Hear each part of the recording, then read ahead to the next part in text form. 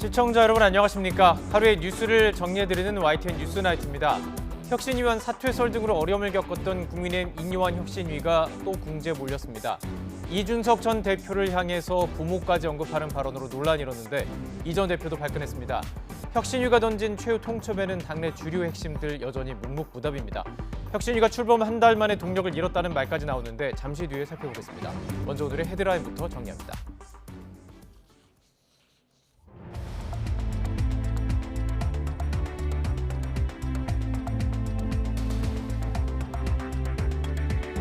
(11월 27일) 월요일 뉴스나이트 오늘의 주요 뉴스부터 정리해드리겠습니다. 2030 세계박람회 개최지 결정을 하루 앞두고 정부 유치단이 파리에서 마지막 총력전을 벌이고 있습니다. 사우디 리야드의 우세 속에 부산이 막판 추격전을 벌이고 있어 박빙 승부가 예상됩니다. 9.19 합의 파기를 선언한 북한이 최전방 초소에 감시소를 다시 세우고 병력과 중화기를 투입하는 정황이 포착됐습니다. 우리 군은 북한의 움직임을 예의주시하면서 상응하는 조치를 준비 중이라고 밝혔습니다.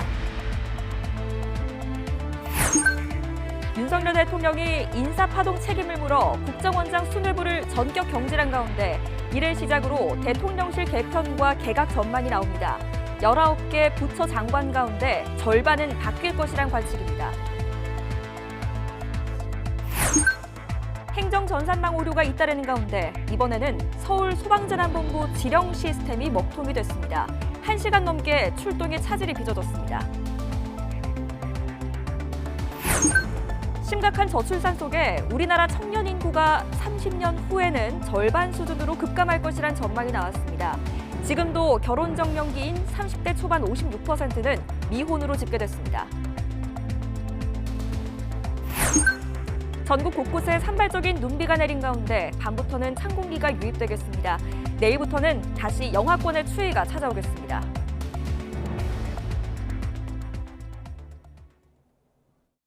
Busan is ready.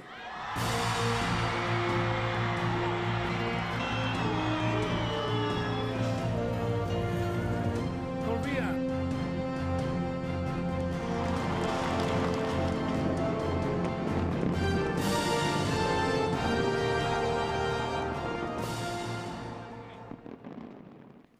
(2030) 부산 엑스포 유치를 위한 운명의 날 하루 앞으로 다가왔습니다. 민관 합동 유치단은 늦은 밤까지 한국과라도 더 만나면서 우리의 전략과 비전을 설명하고 지지를 호소한다는 계획입니다.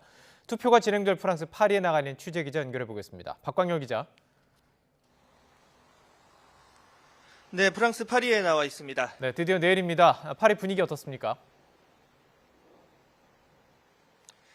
네, 저는 지금 이 파리의 상징이죠. 에펠탑 앞에 나와 있습니다. 그리고 제 이 오른쪽으로는 한 2층 버스가 이제 서 있는 걸 보실 수가 있겠는데요. 이 부산 엑스포 관련 문구를 들은 이른바 랩핑 버스입니다. 이 관광지 등 주요 거점을 돌면서 이 부산 그리고 대한민국의 엑스포 유치 염원을 이 파리 시민과 또 파리를 찾은 각국 대표단에 전하는 겁니다. 이 버스를 포함해서 모두 2030대의 버스가 이 파리 곳곳을 누비고 있을 정도인데요. 오늘 오전 꽤 굵은 빗방울이 떨어질 만큼 궂은 날씨였고 지금도 비가 내리고 있지만 이 엑스포 유치를 향한 열정을 꺾지는 못했습니다. 주요 관광지는 물론 시민들이 주로 이용하는 지하철역 등에서 이 대한민국의 매력을 전하며 부산 유치에 힘을 모아줄 것을 호소했습니다. 마지막으로 치닫고 있습니다. 정부도 막판 유치 활동에 총력전을 기울이고 있죠. 네, 맞습니다. 이 파리는 그야말로 총성 없는 전쟁터라고 불러도 과언이 아닌 상황입니다. 이 기본 전략은 우리 편은 최대한 지키고 이 경쟁 후보 지지국 가운데 흔들리는 나라를 집중적으로 설득하는 것, 이렇게 요약을 할 수가 있겠는데요. 이 정부 관계자는 우리를 지지하는 한 국가가 흔들리고 있다는 정보를 이 파리행 비행기에서 들어 혼비백산했다며 긴박한 현재 상황을 표현하기도 했습니다. 한덕수 국무총리를 필두로 정부 관계자들뿐 아니라 지난 20일 일찌감치 이곳에 짐을 푼 박형준 부산시장과 이 재계 주요 인사까지 총력전에 돌입한 이유기도 한데요. 오늘도 밤 늦게까지 촘촘한 일정이 준비되어 있습니다. 한 표라도 더 획득하기 위해 이 식사와 세미나, 리셉션까지 모든 방안을 동원할 계획입니다. 다만 몇 개 나라를 그리고 구체적으로 누굴 만나는지는 철저히 베일에 가려 있습니다.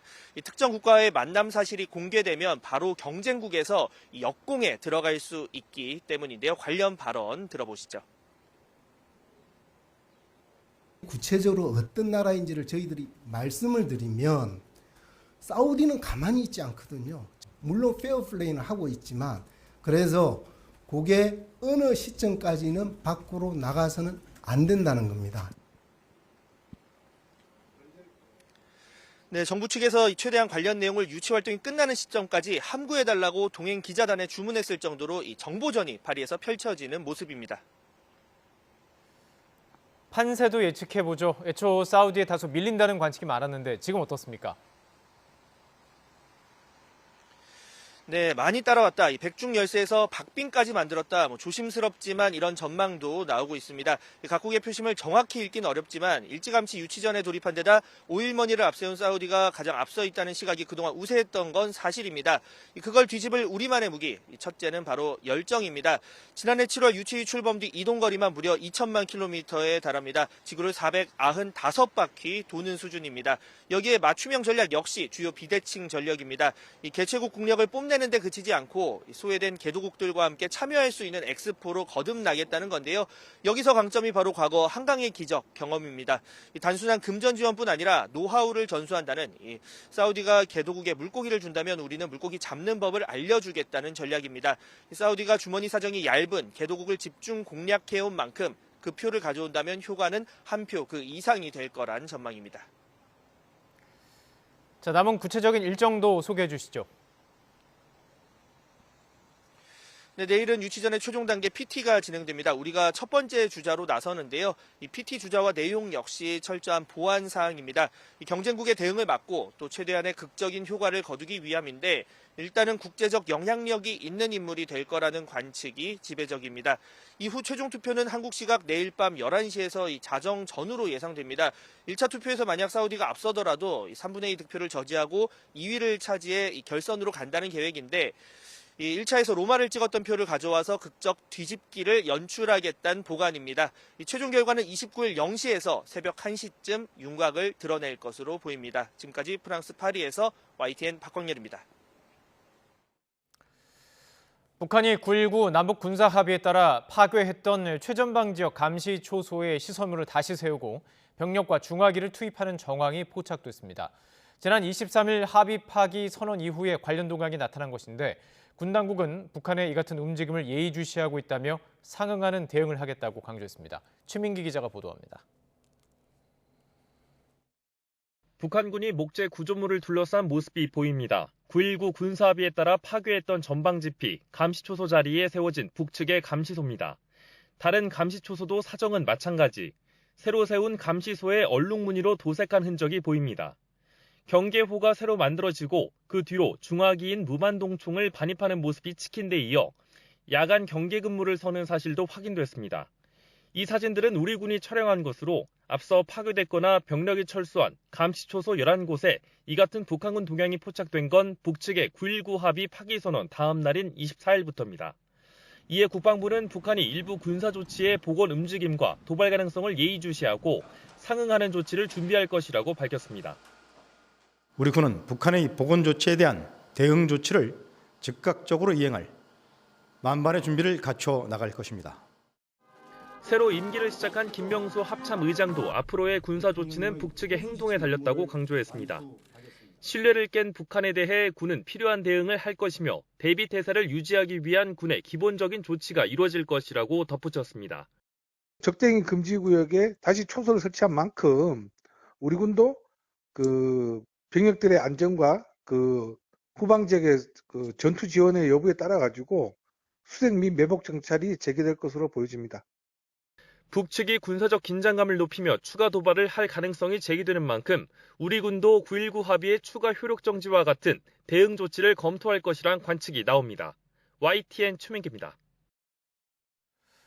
북한이 실제 국지 도발에 나설 우려도 커지고 있습니다. 이런 가운데 북한은 유엔 안전보장이사회 소집을 앞두고 자신들의 군사 정찰 위성 발사를 정당화하며 자주권을 침해할 경우에는 후과를 책임지게 될 것이라고 위협했습니다. 최두희 기자입니다. 지난 2018년 12월 우리 군 당국은 시범 철수된 비무장지대 내 북한군 최전방 감시초소 GP 검증 결과를 발표하며 군사적으로 이용할 수 없을 정도로 완전히 파괴됐다는 점을 강조했습니다. 지하 시설은 출입구 부분과 감시소, 총항구 연결 부위가 폭파되거나 매몰되어 있음을 확인하였습니다. 당시 남북은 9.19 남북 군사합의 이후 지피 가운데 10개를 완전 파괴했고 1개씩은 병력과 장비는 철수하되 원형은 보존하기로 했습니다. 이에 따라 북한은 GP 숫자가 160여 개에서 150여 개로 우리는 60여 개에서 50여 개로 줄어들게 된 겁니다. 이 같은 GP 철수는 9.19 합의의 상징적인 조치로 평가됐지만 북한 GP 숫자가 우리 측 GP 숫자를 훌쩍 넘어선 가운데 1대1로 이뤄진 철수였던 만큼 우리에게 불리했다는 지적도 쏟아졌습니다. 최근 북한이 GP를 다시 복원하는 정황이 포착된 가운데 북한은 GP처럼 가시적인 부분부터 9.19 합의 이전 상태로의 복귀를 시사하는 행동에 나설 것으로 보입니다. 이에 따라 북한은 9.19 합의로 비무장화가 이뤄진 판문점 공동경비구역 JSA에 다시 무장 병력을 투입해 긴장을 고조시킬 가능성이 커 보입니다.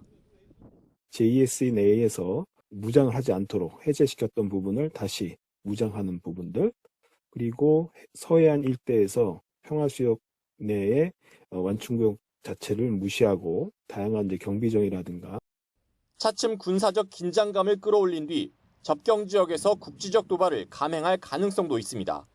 실제로 서해 북방 한계선 NLL 지역에 있는 북한군 갱도형 해안포의 개문 사례도 급증한 것으로 전해졌습니다. 이런 가운데 북한은 군사정찰위성 발사 문제를 논의하기 위한 유엔 안보리 공식 회의를 앞두고 정찰위성 발사는 미국과 추종 세력들이 군사적 준동을 파악하려는 정당한 방위권 행사라고 주장했습니다. 그러면서 북한의 자주권을 또다시 침해하려 든다면 그로부터 초래되는 어떤 결과에 대해서도 전적으로 책임지게 될 것이라는 엄포를 놨습니다. YTN 최두입니다. 조선중앙통신은 북한 김정은 국무위원장이 오늘 오전 관제소로부터 사흘간의 정찰위성 운영 준비 상황에 대해 보고받았다고 보도했습니다. 통신은 정찰위성의 세밀 조종 과정이 하루 이틀 정도 앞당겨 진행되고 있다고 설명해서 다음 달 1일로 예정된 정찰위성의 임무 착수가 이번 주 중반쯤으로 앞당겨질 가능성도 있어 보입니다. 김 위원장이 위성 발사 후 일주일 동안 3번이나 관제소를 찾거나 관련 보고를 받은 사실을 공개하는 것은 정찰위성 발사 성과를 과시하려는 의도로 풀이됩니다.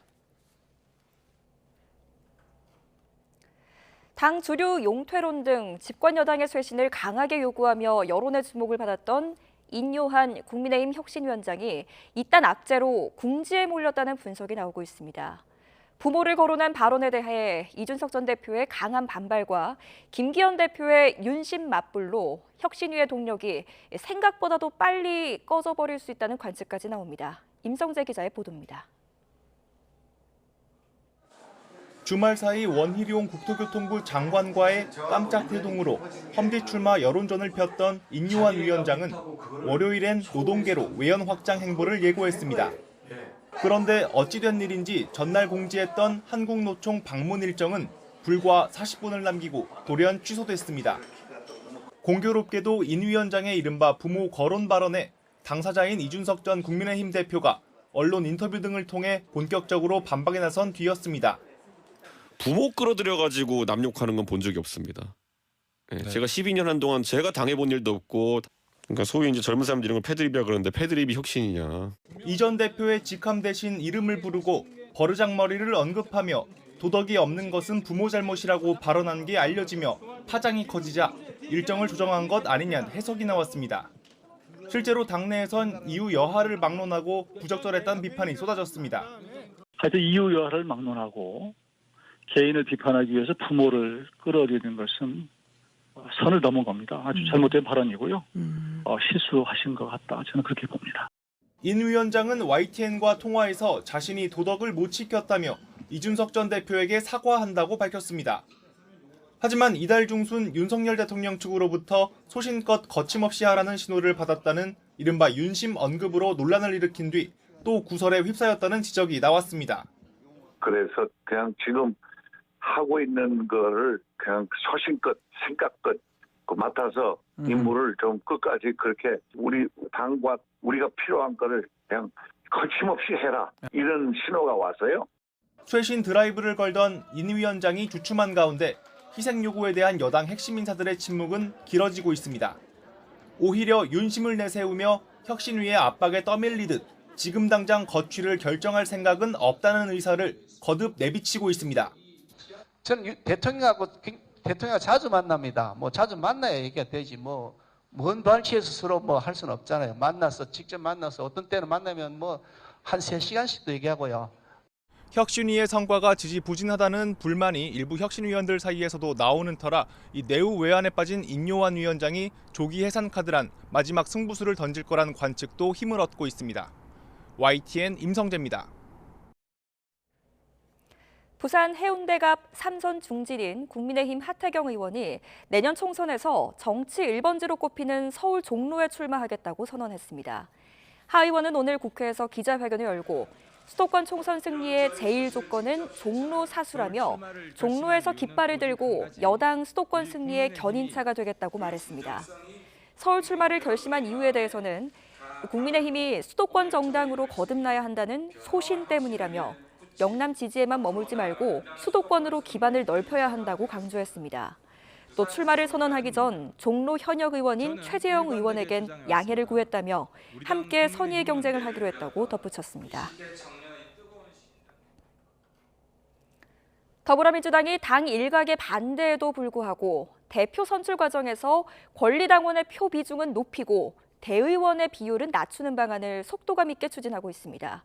이게 무슨 말이냐면 60배가량 차이 나는 표의 가치를 맞춰가겠다는 건데요.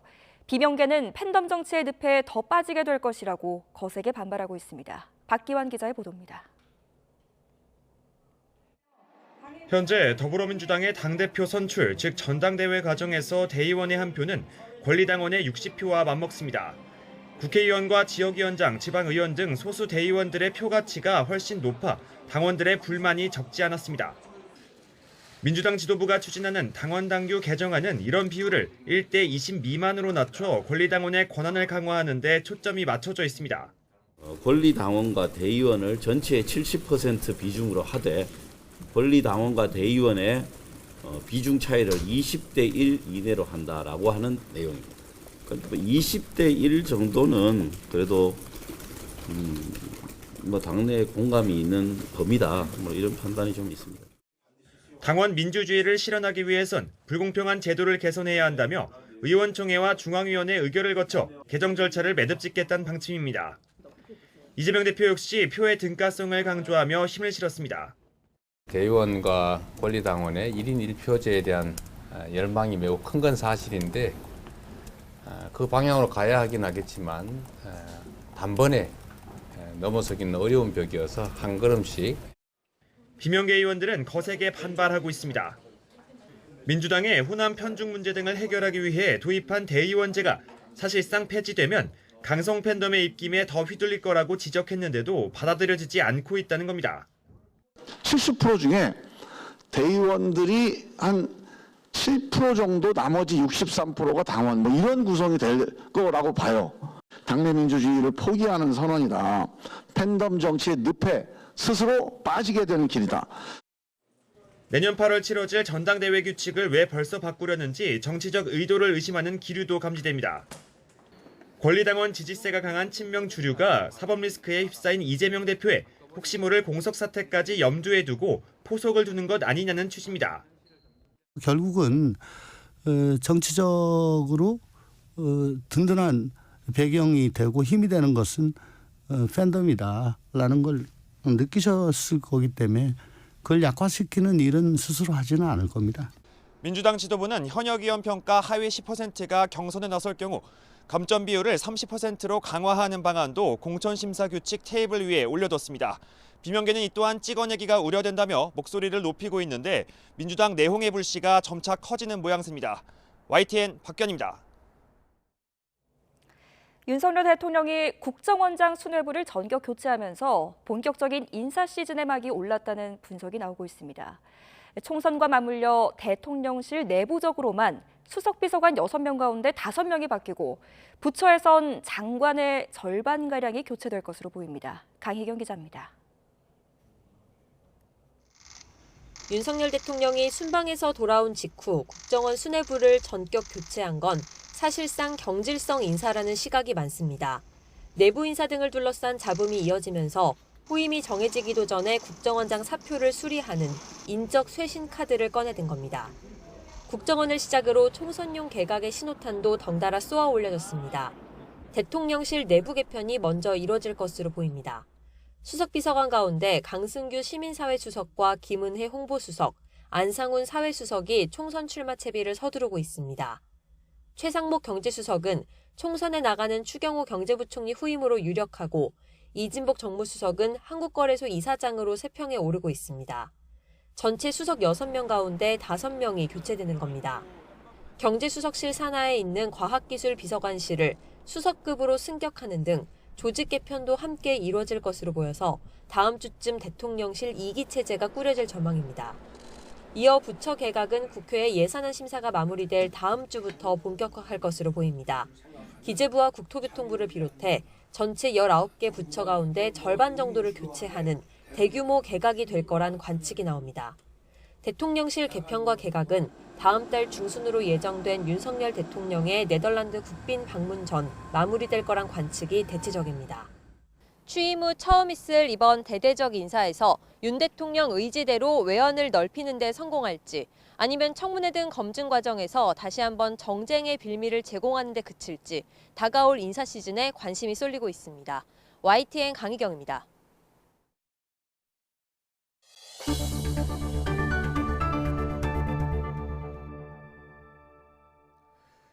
최근 행정 전산망이 잇따라 마비되면서 국민 불안이 커지는 가운데 이번에는 서울 소방재난본부의 지령 시스템 일부가 한때 먹통됐습니다.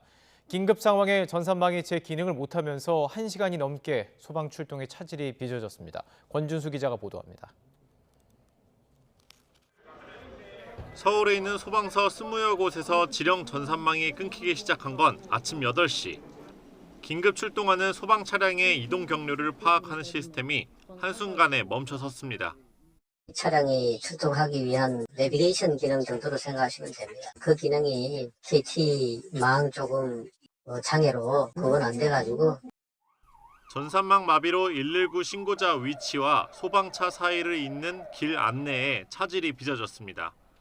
소방서별로 출동 가능한 대원과 대기 차량을 파악하는데도 평소보다 긴 시간이 걸렸습니다. 출동 대원들은 지령서를 일일이 출력하거나 휴대전화로 사고 지점을 파악해야 했습니다. 전산망이 복구되는 1시간 반 사이 총각을 다투는 응급 상황 대처에 불편이 이어졌습니다. 해당 전산망을 운영하는 KT는 인터넷 회선 작업 중 오류가 발생해 마비로 이어졌다고 설명했습니다. 불편을 끼쳐 죄송하다면서 재발 방지 조치를 하겠다고 밝혔지만 구체적인 경위는 아직 파악 중입니다. 앞서 정부24 같은 행정 전산망이 마비되는 등 불과 열흘 사이 4차례 국가 전산망이 멈췄습니다. 이미 큰 혼란과 우려를 낳은 상황에서 이번에는 소방기관 전산망 먹통으로 국민 불안감이 커지고 있습니다. YTN 권준수입니다. 배우 이성균 씨의 마약 투약 의혹 사건과 관련해서 유흥업소에 마약을 제공한 혐의를 받고 있는 현직 의사가 구속을 피했습니다. 인천지방법원은 범죄 혐의 소명 정도나 다툼의 여지, 수사 진행 상황, 피의자의 주거, 직업, 가족관계 등을 볼 때 구속 사유나 필요성이나 상당성을 인정하기 어렵다며 기각 사유를 밝혔습니다. A 씨는 과다 처방 방식으로 유흥주점 실장을 통해 이 씨 등에게 마약류를 제공한 혐의를 받고 있습니다. 마약 제공하신 거 인정하시나요? 마약 투약 혐의로 수사를 받고 있는 가수 지드래곤 권지용 씨가 정밀감정에서 음성 판정을 받았지만 경찰은 추가 수사를 이어갈 방침입니다. 경찰청은 오늘 기자간담회에서 지드래곤의 불기소 가능성에 대한 질문에 결론이 내려질 때까지는 모든 가능성이 열려 있다고 보는 게 맞다고 설명했습니다. 인천경찰청 마약범죄수사계는 가수 권지용 씨에 대해 그제로 기한이 만료된 출국금지 조치를 연장하지 않기로 했습니다. 반면 함께 수사를 받는 배우 이성균 씨에 대해서는 최근 법무부에 출국금지 한 달 연장을 요청한 것으로 파악됐습니다. 지금 우리나라 저출산, 또 고령화 문제가 심각합니다. 이런 가운데 30년 후에는 우리나라 청년 인구가 절반 수준으로 줄어들 것이란 예측이 나왔습니다. 또 청년 세대 5명 중 4명, 특히 결혼 정년기라 할 수 있는 30대 초반 인구의 56%가 미혼인 것으로 집계됐습니다. 이승은 기자입니다. 2020년 기준 19살에서 34살 사이 청년 세대 인구는 1,021만 3천 명으로 총 인구의 20.4%를 차지했습니다. 20년 전에 비해 260만 명 줄었습니다. 저출산으로 청년 인구는 30년 뒤인 2050년에는 521만 3천 명으로 예측됩니다. 저출산 여파로 절반으로 줄어드는 겁니다. 총 인구에서 차지하는 비중도 11%로 하락할 것으로 보입니다. 청년 세대 중 미혼은 5명 가운데 4명꼴인 81.5%, 숫자로 보면 784만 명입니다. 20년 만에 27%포인트 증가했습니다. 특히 평균 혼인 연령대인 30살에서 34살 사이 미혼 비중이 56.3%에 이르렀습니다. 20년 전 18.7%에서 3배 늘어 다른 연령대보다 빠르게 증가했습니다. 치열한 경쟁 속에 취업도 미래도 불안한 영향입니다. 뭔가 월급이 너무 적다든지 물가는 많이 올랐는데 그것만큼 월급이 좀 마음에 들지 않아서 그런 것 때문에 금액적인 불안감도 있는 것 같고 또 뭐 직장인 평생 다닐 수 없다라는 뭐 그런. 청년 세대 중 대학 이상 졸업자 비중은 53%, 여자가 58.4%, 남자가 47.8%로 여자가 남자보다 높았습니다. 혼자 사는 청년 비중은 20.1%로 20년 전에 비해 3배 늘었습니다. 청년 절반 이상인 54%가 수도권에 살고 있고 비수도권에서 이동한 청년 가운데 77%가 수도권으로 이동해 집중 현상이 계속되고 있습니다. YTN 이승은입니다. 홍콩 주식시장과 연계한 투자 상품에서 대규모 손실이 예상되는 가운데 금융감독원이 은행과 증권사 등 주요 판매사에 대한 전수조사에 들어갔습니다. 앞서 금융감독원은 홍콩 H지수 관련 주가 연계증권 ELS 판매 규모가 가장 큰 KB국민은행부터 현장 조사에 착수했는데 다른 판매사 현황도 들여다보기 위해 점검 범위를 확대했습니다. 이를 통해 금감원은 해당 상품 선정 과정과 함께 직원 교육, 핵심 성과 지표인 KPI 현황 등을 파악할 방침입니다. 금융당국이 5대 금융지주 간담회를 개최한 지 일주일 만에 17개 은행장들을 만났습니다. 금융당국은 이 자리에서 어려울 때도 국민과 함께하는 따뜻한 은행이 됐으면 한다며 내실 있는 상생 금융 방안을 거듭 촉구했습니다. 엄윤주 기자가 취재했습니다. 김주현 금융위원장과 이복현 금감원장이 이번엔 17개 은행장을 한자리에 불러 모았습니다. 5대 금융지주 회장단을 만난 지 불과 일주일 만입니다. 이 자리에서 금융당국은 국민이 어려울 때 은행이 함께해달라며 합리적인 상생금융 방안을 거듭 압박했습니다. 어려울 때도 국민들과 함께하는 따뜻한 은행이 되었으면 합니다. 상생금융 방안 관련해서 조속히 합리적인 방안이 만들어질 수 있도록 관심을 부탁드립니다. 은행권이 현장에서 차주의 구체적인 상황을 가장 잘 알고 계신 만큼 내실 있는 지원 방안이 도출될 수 있도록 지혜를 모아주셨으면 하는 부탁 말씀 올리겠습니다. 일단 17개 은행은 자영업자 소상공인 이자 부담 경감을 위해 관련 대출 현황부터 은행별로 파악하고 있습니다. 이를 바탕으로 세부 계획을 검토해 나갈 계획인데 정부도 이들을 위한 지원 방안을 내놨습니다.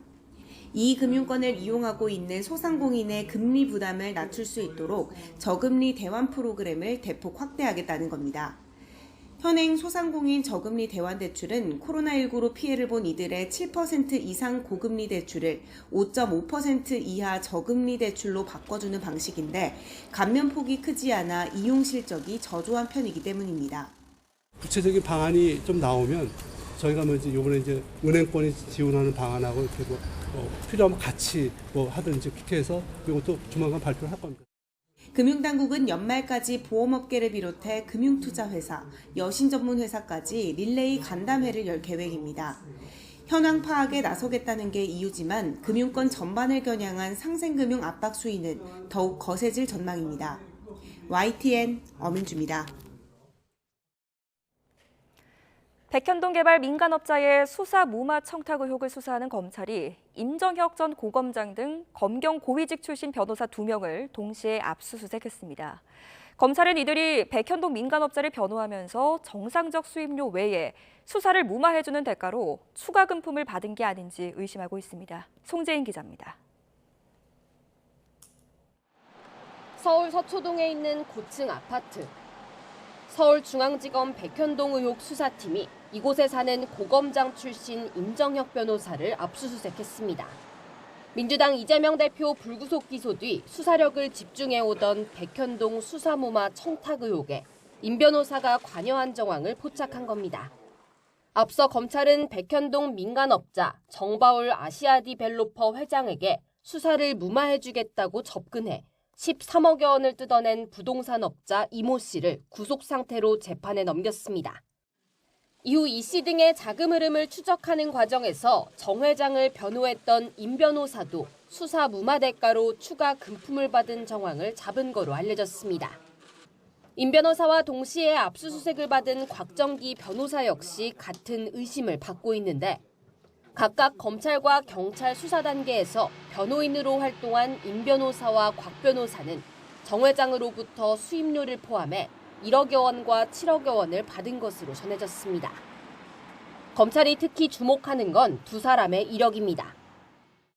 서울고검장과 대검 차장검사 등 검찰 요직을 거친 임 변호사와 서울청 지능범죄수사대장 등을 지낸 뒤 대형 로펌으로 간 곽 변호사가 각각 검경 고위직 출신 변호사로서 검찰과 경찰 수사 단계에서 수사를 무마해주는 대가로 금품을 챙긴 게 아닌지 의심하고 있습니다. 실제 백현동 의혹은 지난해 4월 감사원의 수사 요청 이후 한동안 경찰이 수사를 주도해오다가 지난 1월부터는 서울중앙지검이 사건을 넘겨받아 수사해왔습니다. 검찰은 압수물 분석을 마치는 대로 임 변호사와 곽 변호사를 피의자 신분으로 불러 구체적인 청탁 경위 등을 확인할 계획입니다. YTN 송재인입니다.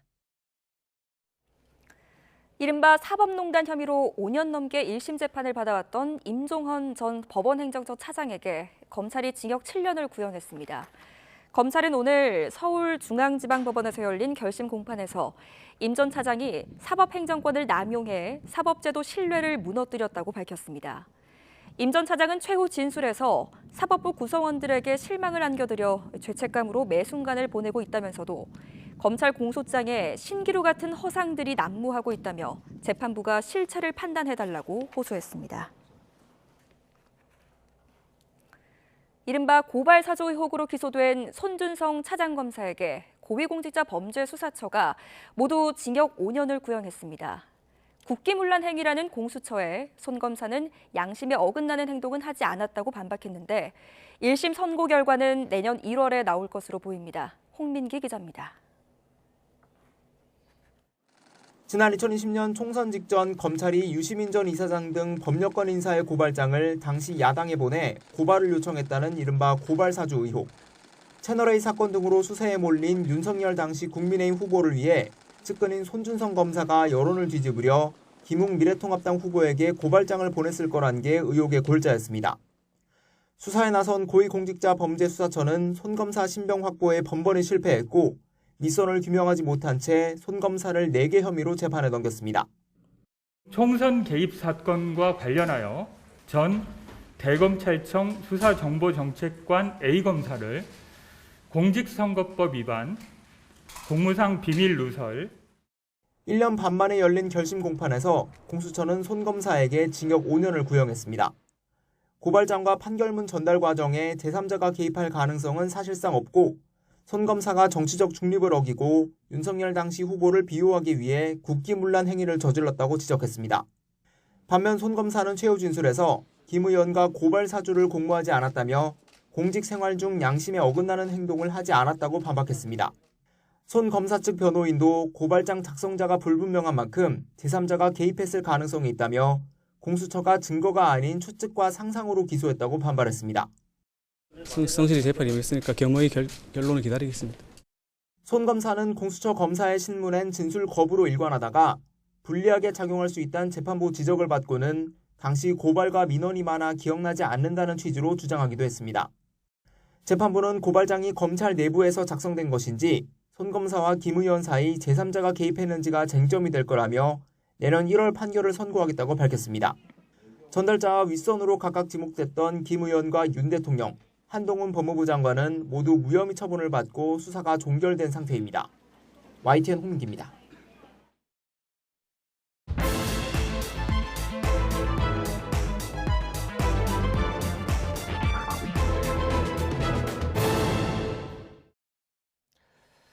정치권 관심 뉴스를 진단해보는 나이트 포커스입니다. 오늘은 김민수 국민의힘 대변인, 김상일 정치평론가 두 분과 함께 이야기 나눠가겠습니다. 안녕하십니까? 반갑습니다. 안녕하세요. 예, 반갑습니다. 자, 오늘 인유한 위원장의 발언 이야기부터 저희가 짚어보겠다고 이제 계속 이야기를 했는데, 먼저 그 발언에 대해서 좀 설명을 드릴게요. 들으셨을 것 같은데, 도덕이 없는 것은 이제 부모의 잘못이다. 그래서 이제 준석이라고 표현을 했어요. 그래서 뭐 버르장머리 없다 이런 얘기도 좀 하면서 얘기를 했는데, 어쨌든 취지는 끌어안아야 된다, 통합이 필요한다였지만 이제 취지를 떠나서 이 내용에 집중이 됐습니다. 이 발언 어떻게 들으셨어요? 인유한 위원장이 부산을 방문했을 때 미스터 린턴이라고 상처받았던 것들이 좀 가슴에 남아있지 않았나라는 생각이 듭니다. 예. 네.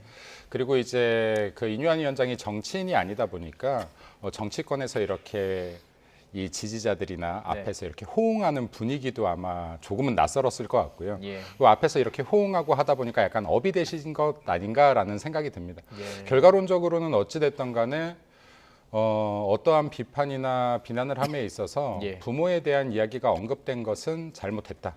네, 잘못했다라고 보여지고요. 그리고 오는 말이 곱지 않아서 또 가는 말이 곱지 않았다. 그래서 이게 우리 당 내부에서도 마찬가지지만 정치인들이 언어를 선택함에 있어서는 좀 신중했으면 좋겠다라는 생각이 듭니다. 그래서 본질이 흐려지지 않았으면 좋겠다. 제가 인유한 위원장이 처음에 혁신위원장으로 좀 선임됐을 때 이런 말을 했는데요. 우리나라에 너무 헌신한 이 가문이고 정치권에 들어와서 상처받지 않았으면 좋겠다라는 말을 했었거든요. 그래서 들어온 지금 한 달이라는 시간 동안 정말 많이 동분서주하면서 고생하고 계신데 이러한 것들이 빛을 발하지 않게 좀 이렇게 언어 같은 경우에 다 모두가 다 조심하면 좋겠다라는 생각이 듭니다. 네. 이미 상처를 받았을 것이다라고 지금 보고 있습니다. 그래서 이준석 대표도 가만히 있지 않았죠. 보통 말을 좀 세게 하는 스타일이니까요. 뭐 어디서 배워 먹었냐 이런 불쾌감을 드러냈는데요. 저희가 녹취를 좀 준비해봤습니다. 함께 들어보시죠. 예, 들어보시죠.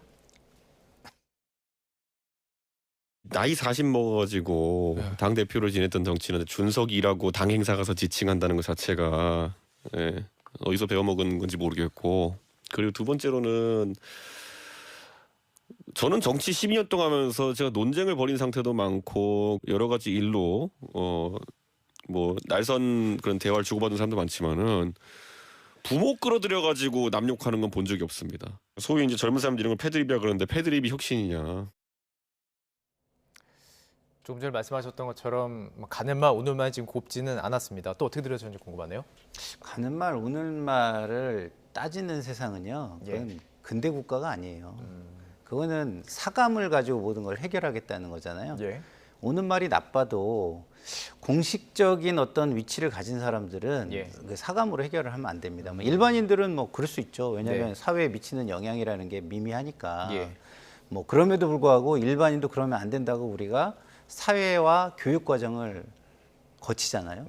근데 이제 두 분 다 지금 사회화 과정을 거쳤는데 사회화가 채 지금 이루어지지 못한 모습을 보여주시고 계신 거예요. 자, 말이라는 게 그렇습니다. 뭐 일단은 형식이 있을 수 있고 그 다음은 말의 의도라는 게 있을 수 있어요. 근데 인유한 위원장의 말의 의도가 이준석 전 대표를 끌어안고자 했다면 그 의도도 잃었습니다. 뭘 통해서? 형식을 통해서. 말했던 본질. 그렇죠.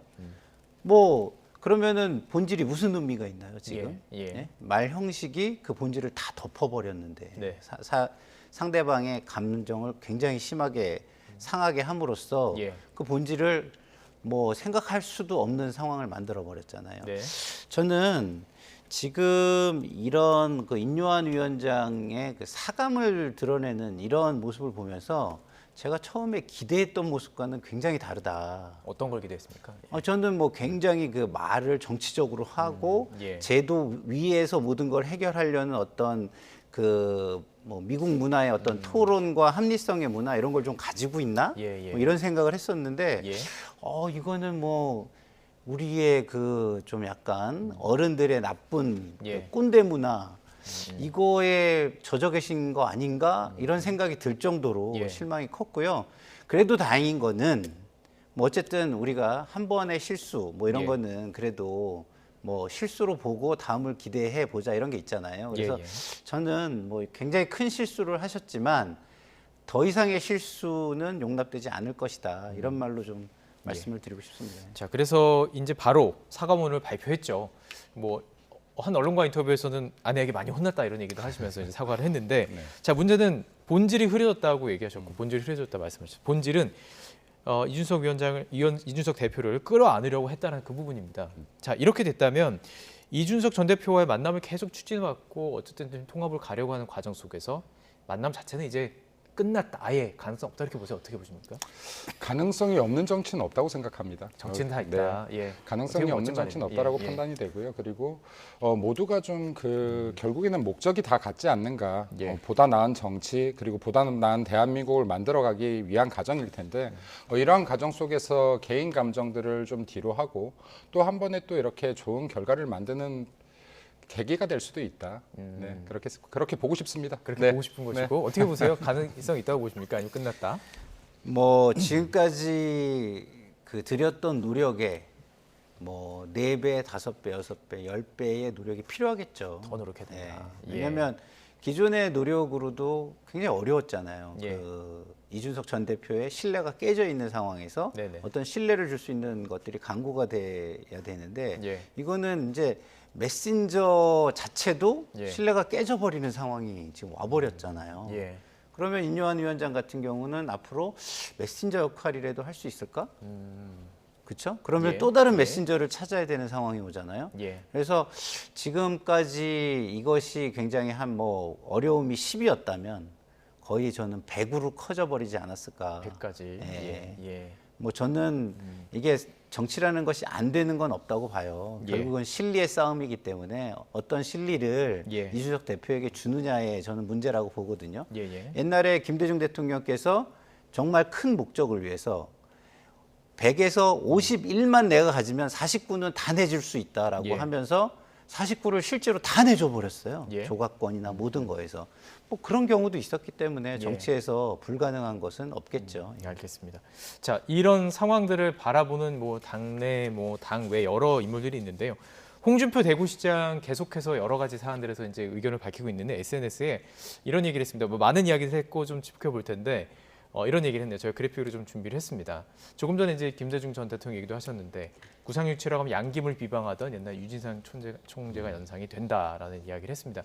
어떤 취지에서 이런 얘기를 한 걸까요?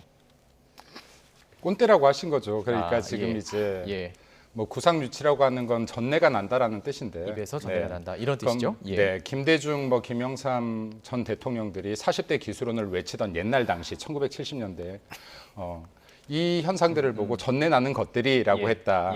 근데 지금 인요한 위원장이 이렇게 부모님을 거론한 것에 대해서 이걸 보는 것과 같다라고 했는데요. 제가 볼 때는 우리 홍준표 전 대표께서 이전에 뭐 그런 말들을 했죠. 여기에 듣보잡들이. 듣보잡 이코로 구상유치다. 그러니까 같은 말이다. 그래서 이게 남들이 말하는 것이 저렇게 보기 싫었다면 본인들도 다 말조심을 하면 된다. 그래서 총선을 앞두고 나서요. 결과적으로는 실제 총선이 다가올수록 여기 당의 어른들이나 당의 주요 인물들이 한마디 한마디가 표로 연결됩니다. 그래서 이런 부분들 다시 한번 좀 각별히 주의하면 좋겠다라는 판단이고요. 그리고 이제 우리 당이 같이 변화해 가야 될 것 같다. 그러니까 이런 말 한마디 실수의 문제가 아니라 저변에 깔린 의식 자체가 변화해야 된다. 그러니까 젊은 사람들을 더 인정해 주기도 해야 되고요. 그리고 우리가 나이가 많다라고 해서 더 많은 것을 아는 것이 아니다라는 것도 인정해야 된다라고 봅니다. 왜냐하면 지금 사실 초등학생들을 봐도요. 10살, 12살 아이들도 저희보다 많이 아는 부분들이 분명히 있습니다. 아이가 많으시니까. 네, 아이가 많다 보니까. 근데 정말 이게 중학생, 초등학생, 고등학생들도 성인보다 많이 아는 부분이 분명히 있다. 그래서 이제 나이가 아니라 정말 실력으로 증명하는 이런 정치권 문화가 형성되면 좋겠다라는 생각이 들고요.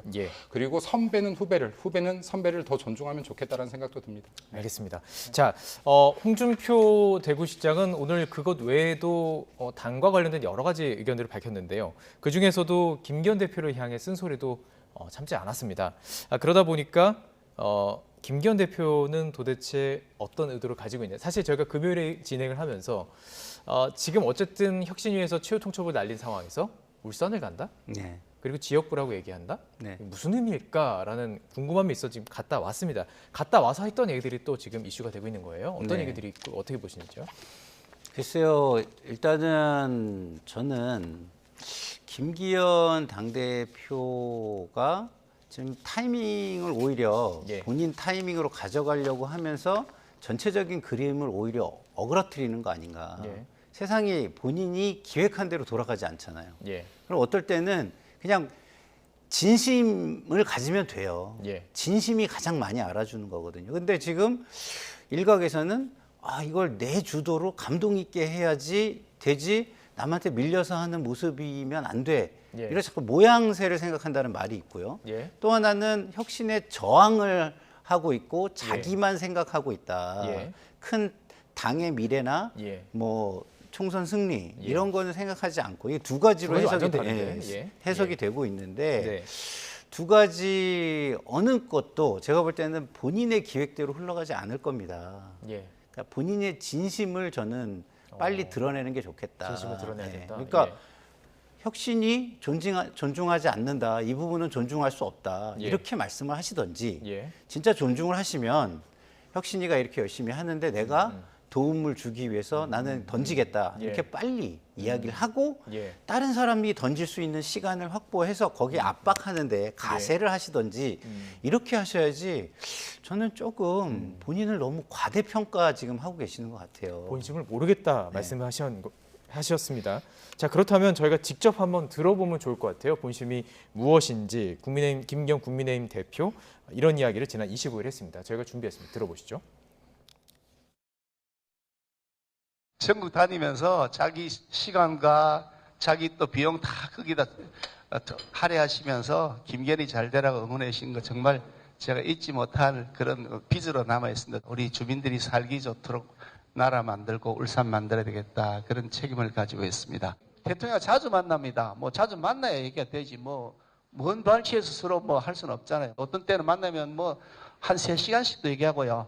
그냥 주제를 가지고서 막 이렇게 하는 게 아니고 그냥 프리토킹을 합니다. 자, 이 부분에 대해서도 이제 홍준표 시장이 지적을 했던 것 같은데 윤 대통령 얘기를 한 거예요. 그리고 자주 만나고 프리토킹을 한 3시간 가까이 하고 주제랑 상관없이 한다. 그러니까 목적 없이 만나기도 한다 그런 의미인 것 같기도 하고 이걸 어떻게 봐야 될까요? 본심이 어딨다고 보세요? 약간 길게 이야기해야 될 것 같습니다. 시간 드리겠습니다. 네. 일단은 저는 항상 이런 이야기를 했는데 혁신위의 시기에 문제가 있다. 그러니까 혁신위가 선거를 임박해서 여든 야든 혁신을 한다는 것 자체가 어불성설이다. 왜냐하면 혁신이라는 것은 단지 사람을 바꾸는 것이 아니라 제도와 시스템을 바꿔야지 혁신인 것입니다. 당 자체를. 그럼 제도와 시스템을 그에 걸맞게 바꿔야 되는 것이 혁신인데 이것을 여든 야든 다 선거를 앞두고 3개월 전, 6개월 전에 혁신을 하다 보니 혁신이가 할 수 있는 것들 중에서 국민한테 감동을 줄 수 있는 것, 표면적으로 감동 줄 수 있는 게 사람을 바꾸는 것에 그치는 경우들이 많다. 그러면 그렇게 국민들이 정치판 물갈이해야 된다, 물갈이해야 된다라고 하는데요. 물이 썩었는데 여기 어항 안에 든 고기만 계속 바꾸고 있어요. 근데 어떤 고기가 들어가든 썩은 물에서 죽는 겁니다. 근데 혁신위원장 인유한 위원장 입장에서는 지금 남은 시기 6개월 전에 들어와서 할 수 있는 모든 것들을 잘 해내고 있다라고 봅니다. 하지만 이 과정에서 불협화음이 나올 수밖에 없다. 그래서 제가 여기에서 두 가지를 좀 말씀드리고 싶은 게 첫 번째는 사람을 바꾸는 것이 완전한 답은 아니나 이게 국민들께 일부 감동을 줄 수 있다라고 하면 혁신위에서 이걸 안건을 제시를 했는데 공식적으로는 아닙니다만은 이 과정에서 다선 의원이나 특정 지역의 의원들에게 좀 이게 집중되어 있습니다. 그럼 이분들이 만약에 설령 용태를 하더라도 명예로운 용태가 되어야 된다. 왜냐하면 내 인생을 여기에 바쳤지 않습니까? 짧게는 12년, 길게는 20년 이상 내 인생을 바친 곳인데 우리 당의 문화가 기존의 선배들을 명예롭지 못한 퇴진을 하는 것이 문화가 되어서는 안 된다. 지금은 남일 같지만요. 지금 무선이나 초선 의원들도 언젠간 3선, 4선 됩니다. 그럼 우리 당은 계속해서 명예로운 퇴진이 없는 당이 될 겁니다. 그래서 아직까지 11월이고 앞으로 시간이 있기 때문에 이분들이 충분히 본인의 인생 그리고 정치 역정에 대해서 생각할 시간을 주는 것이 제 개인적으로는 바람직한 모습이 아닌가 하는 게 첫 번째이고요. 그리고 지금 저기에서 왜 저렇게 의정보고회를 하면서 대통령 이야기를 꺼냈느냐라고 하면 저도 당협위원장을 만 4년 이상을 했는데요. 이러한 공천 이야기가 나오게 되면은 우리 당협위원장이 여기에는 원내 다 있을 수 있죠. 그렇죠. 우리 당협위원장이 혹시 공천을 못 받을 수도 있겠어라고 되면 여기에서 가장 흔들리는 건 누구냐면요. 여기 예비 후보나 후보들이 아닙니다. 네. 여기에 지지자와 당원들이 흔들립니다. 그럼 이 분들은 우리의 임기가 남은 이상 당연히 붙들어주고 사기를 진작해야 되는 것이죠. 네, 그러면 이게 당협위원장이라는 직무를 해봤던 분들이라면 너무나 당연한 일이다. 그리고 아직 임기가 남았다. 국회의원 임기가 내년까지다. 당연히 해야 될 일을 했다라고 보여지는데 이것을 너무 사람 교체에 집중이 되다 보니까 확대 해석할 이유가 없다.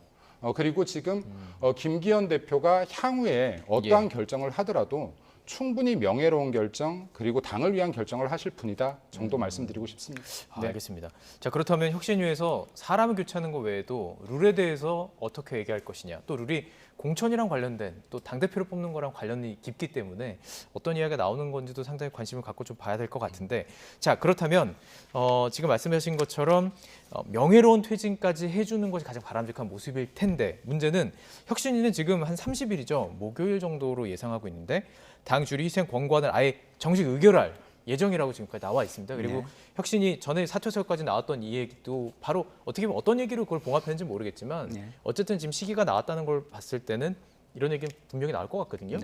명예로운 퇴진을 기다려주지 못하고 당주리 희생 권고안이 정식으로 의결해서 들어가게 된다면 또 어떤 모양이 될지도 궁금하거든요. 그러니까 제가 말씀을 드렸듯이 기본적으로 이게 계획대로 되는 건 없어요. 정치가. 그렇죠. 생물이라고 하잖아요. 그러면 결국에는 본인이 이것을 빨리 결단을 해주는 게 제일 좋은 건데 결단을 안 하고 있으면 어떤 상황이 오냐면 자꾸 딴 생각이 드는 거예요. 자꾸. 저는 지금 상황이 그런 상황이라고 봐요. 저는 김기현 당대표가 결단을 어느 정도 했었다고 보거든요. 근데 이게 뭐 그렇지 않을 수도 있지 않을까 막 이렇게 흔들리는 거 아닐까. 저는 개인적으로 그런 생각이 들고요. 일단은 그런 상황에서는 그러면 어떻게 하겠어요?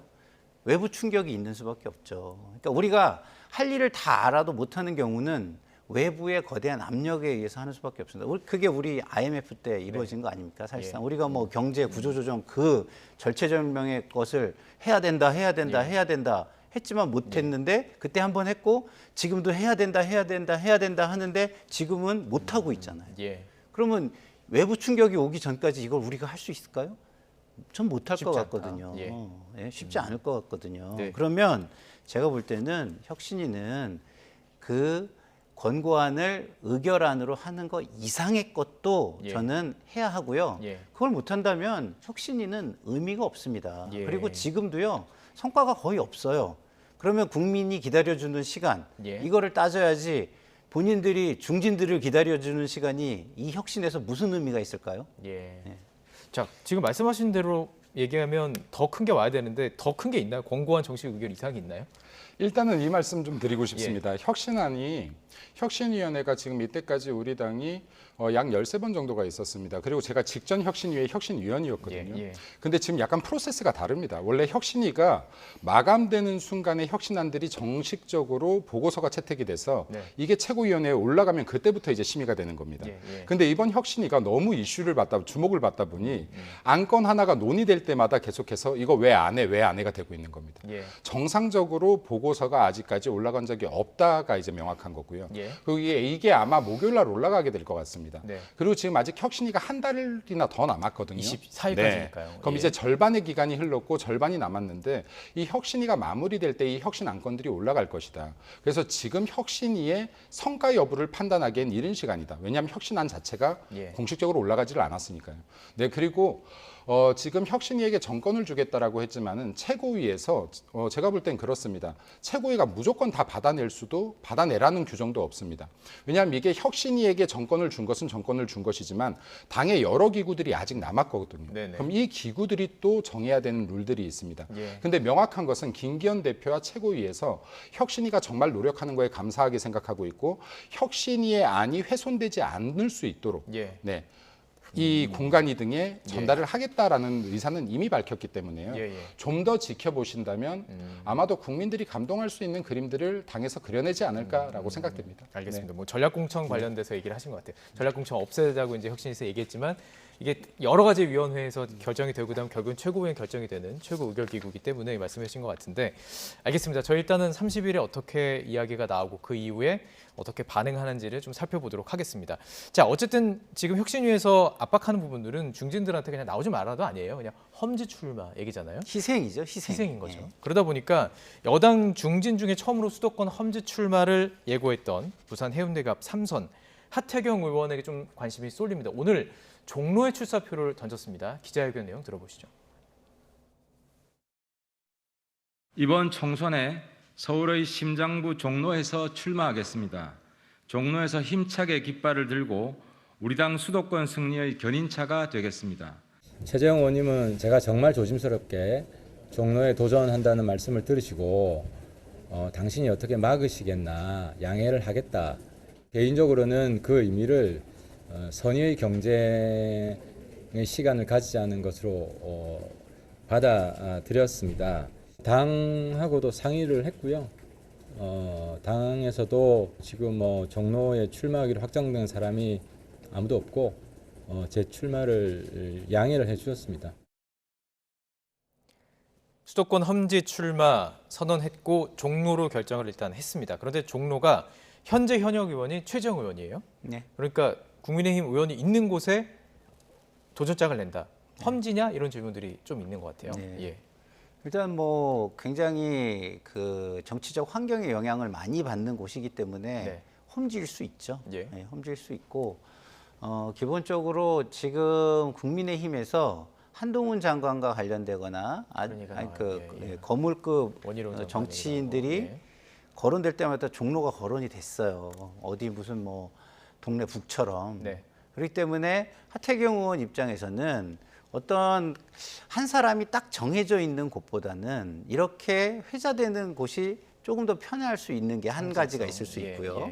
두 번째는 말씀하신 그 정치적인 상징성. 그래서 자기 정치의 미래를 도모해 볼 수 있는 승부수가 될 수 있다라는 측면에서 종로를 결정한 거 아닌가. 그리고 본인이 거기에 가서 졌을 때도 상대적으로 피해가 덜 할 수 있는 곳이 또 종로가 되지 않았을까 이렇게 생각을 합니다.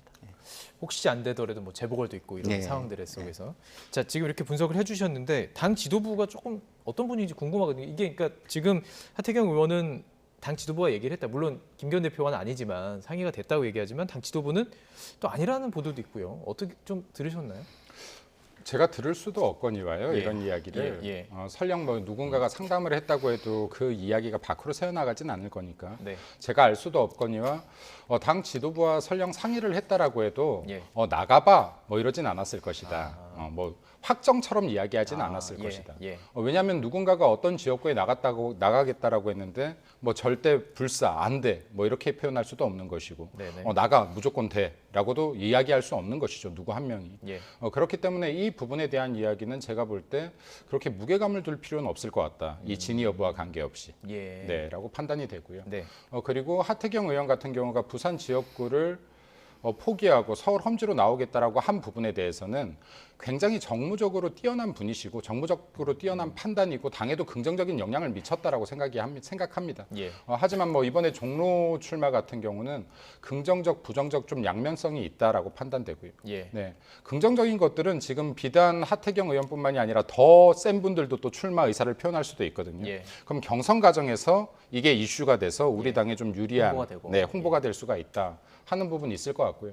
부정적인 측면은 종로라는 건 아까 여기 우리 또 박사님 말씀하셨듯이 상징성이 있는 곳이다 보니까 당에서 또 더 심오한 계획이 있을 수도 있지 않을까 하는 부분들에서 좀 이렇게 단점도 있을 수 있겠다라고 예. 판단되어집니다. 알겠습니다. 그러니까 상황을 지켜봐야 되는 겁니다. 네. 이 과정들이 아직 선거철이라고 본격적인 선거철이 아니기 때문에 선거철이긴 하지만 그럼요. 예, 누구도 공천을 확정할 수 없죠. 네. 예, 알겠습니다.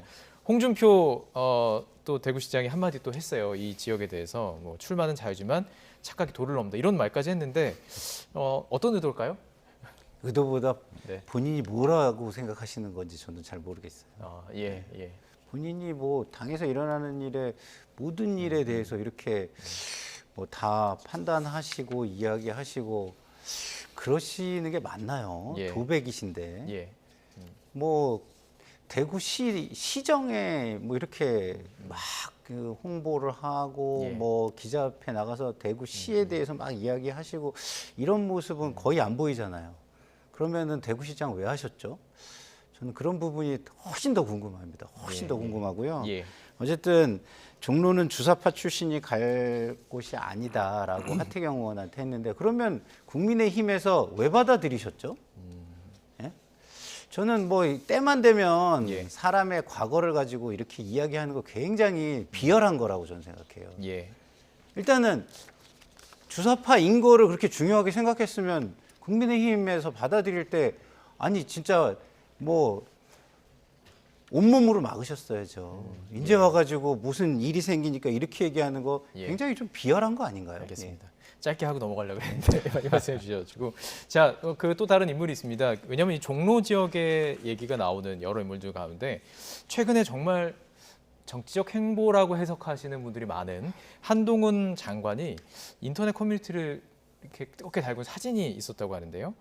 배우 이정재 씨와 함께했다는 사진 혹시 보셨습니까, 이 사진? 네, 봤습니다. 예. 네. 사실 이제 시기가 계속 이제 뭐 대구 갔다 오시고 뭐 울산 갔다 오시고 이것들이 정치적인 뭐 행동이다라고 보는 이 시기에 물론 동창끼리 만났지만 사진에 이렇게 됐습니다.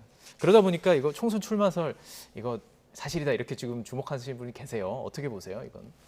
뭐 총선 출마는 국민들 대다수가 출마하지 않겠느냐라고 보시는 것 같아요. 네. 네, 그리고 정치권에서도 똑같은 시각인 것 같고요. 예. 근데 지금 이제 저 사진 같은 경우는 두 분이 좀 한동훈 장관도 정치인을 넘어서 셀럽 대열에 들어가 버렸기 때문에 네. 네, 저 사진을 이제 본인이 찍어서 올린 것이 아니라 주변에 있던 사람들이 한동훈 장관하고 이정재가 같은 곳에서 밥을 먹고 있어 하다 보니까 이걸 구경하러 온 사람들 뭐 이제 주변 사람들이 사진을 찍어서 올리고 하면서 지금 알려졌는데 73년생 현대고 동창이라고 합니다. 같은 그 동기라고 하는데 친구들끼리 만나서 밥 먹었다 보는 게 맞을 것 같다. 네, 그리고 실제 그 친구들하고 밥 먹는 것조차도 이렇게 이슈가 될 정도로 국민들이 많은 관심을 가지고 있다. 저 상대가 이정재가 아니라 다른 일반인이었어도 저 사람 누구지 하고 아마 이슈가 됐었을 것이다 라고 판단됩니다. 그래서 국민들께 일단 뜨거운 관심을 받고 있는 만큼 국민들 기대에 좀 이렇게 더 부응해 주시면 좋을 것 같습니다. 알겠습니다. 예. 짧게 이 부분도 말씀해 주시죠. 저는 좀 한동훈 장관이 좀 행동을 좀 무겁게 했으면 좋겠어요. 너무 가벼워요. 저렇게 만나서 노출이 되면 너무 뻔하잖아요. 예. 기본적으로 그 사정기관과 관련된 분들은요, 사람들을 만날 때 노출을 잘 안 합니다. 저도 이제 뭐 사정기관이 몇 개 있잖아요. 4대 사정기관. 거기 계신 분들은 대부분 어떻게 행동을 하냐면 만나면 먼저 와서 기다리시고 나갈 때도 먼저 내보내신 다음에 당신이 늦게 나가요. 그게 같이 있는 게 그렇죠. 문제가 될 수 있으니까. 근데 이렇게 의도가 뻔한 걸 같이 보이는 데서 식사를 하고 이렇게 한다? 근데 이분이 물론 사정기관에서 직접 수사를 하거나 직접 뭐 사정 작업을 하시는 분은 아니지만 그 검찰을 지휘하시는 분이잖아요. 그럼 거기에 준해서 행동을 하는 게 저는 맞다고 보거든요. 근데 이미 법무부에서는 마음이 떠났구나라는 모습을 보여준 것 같고요. 이러실 거면 빨리 그냥 그 여의도 진출 선언을 좀 해주셨으면 좋겠어요. 오늘 그 종로를 선택했던 어떤 하태경 의원처럼 뭔가 아예 선언을 했으면 좋겠다 이렇게 받아들이겠습니다. 자, 국민의힘 하나 이슈만 짧게 더 짚어보고요 넘어가겠습니다. 당무감사위원회가 오늘 있었습니다. 당협 활동에 문제가 있다고 판단되는 것은 이제 갈라내는 과정. 당협위원장 해보셨으니까 이게 어떤 과정인지 궁금해요. 이게 그러니까 사실은 공천이랑 직결되는 건 아니죠? 네, 직결되지는 않습니다. 저도 4년 동안 약 4번의 당무감사를 받았던 것 같은데요. 그 국민의힘 당무감사는 굉장히 가혹하리만큼 정확합니다. 예. 정말로 여기 주변의 음식점들을 다니면서 예를 들면 김민수 아느냐 이렇게 질문을 하기도 하고요. 그래서 모릅니다라고 하면 열심히 안 다녔구나. 안다라고 하면 어떠냐 평판을 묻기도 하고요. 그리고 크로스 체크도 굉장히 많이 하고요. 근데 이제 이 과정에서 실제로 선거 5개월 정도를 남기고 당협 활동을 열심히 하지 않은 것으로 판단되는 당협위원장들을 어느 정도 이렇게 걸러내겠다 하는 의도로 보여집니다. 그리고 지금 이제 또 만약에 그에 적합한 사람들이 없다면 다 열심히 했다면 굳이 걸러낼 이유가 없다라고 하면 그런 일이 발생하지 않을 것이고요. 그럼 누가 걸러지는지 물론 이제 1위는 조금 발표를 미리 얘기를 해주더라고요. 1위는 뭐 배현진 의원, 원외에서 나경원 전 원내대표라고 하는데 사실 관심은 누가 걸러지느냐는 거예요. 그 중에서 뭐 지금 노원은 어쨌든 비어 있는 상황이고 뭐 여러 가지 관심 가는 그 곳이 있는데 어디 좀 관심 갖고 보세요? 뭐 저희 당이 아니어서 알겠습니다. 저는 뭐 크게 관심은 없고요. 단지 이런 뭐 어떤 물갈이 작업에 이런 사정이나 이런 게 쓰일 수는 있지만 그것이 강조돼서는 저는 안 된다고 봐요. 알겠습니다. 하나만 더 말하면요. 여기 그 당무감사에 대해서 제가 혁신위를 할 때도 이 안건을 제시했던 것 같은데 징벌적 당무감사가 아니라 포상적 당무감사를 해라. 그러니까 평상시에. 그러면 당무 정말 아까 1위 하신 분들이 있잖아요. 그럼 1위를 제외하고도 더 우수한 당협들, 뭐 10%든 20%든 그럼 이분들이 왜 어떻게 훌륭해서 이 점수를 받았는지, 어떠한 부분에 장려 사항이 있는지 이런 것들을 평상시에 당무감사를 통해서 확대하고 홍보한다면 다른 당협들도 이 위를 배울 수 있는 기회가 될 것이다. 그래서 지금 너무 선거를 앞두고 다들 일어나는데 제가 혁신이나 이러한 변화들이 여든 야든 할 거 없이 내년 4월 이후 5월부터 혁신위도 꾸려지고 해서 정말로 국민들을 위한 변화를 좀 만들어갔으면 좋겠다라는 말씀 첨언드립니다. 저도 그럼 정치를 위해서 짧게 하나 말씀드릴게요. 이런 당무감사는요. 객관성과 투명성이 저는 생명이라고 봐요. 이렇게 막 몰래 해가지고 줄 세우게 한 다음에 발표하는 거는 사실은 받아들이기가 굉장히 어려운 부분이 있습니다. 알겠습니다. 자, 이제 민주당 이슈 마지막으로 짚어보겠습니다. 민주당이 지금 룰에 대한 이야기가 오가고 있습니다. 내년 8월 전당대회에서 권리당원 투표 비중을 대폭 늘리기로 하면서 반대로 대의원 제도는 줄이는 것이죠. 관련된 이재명 대표의 발언 일단 들어보시죠. 민주주의 사회에서 표의 등가성은 매우 중요한 가치입니다. 우리 더불어민주당의 이제 대의원과 권리당원의 1인 1표제에 대한 열망이 매우 큰 건 사실인데 그 방향으로 가야 하긴 하겠지만 단번에 넘어서기는 어려운 벽이어서 한 걸음씩 이렇게 점진적으로 비명계 의원님들 반발이 좀 예상이 되는데 이견이 있는 건 당연하고 충분한 협의 논의를 거쳐서 그 의견들 모아 나가도록 하겠습니다.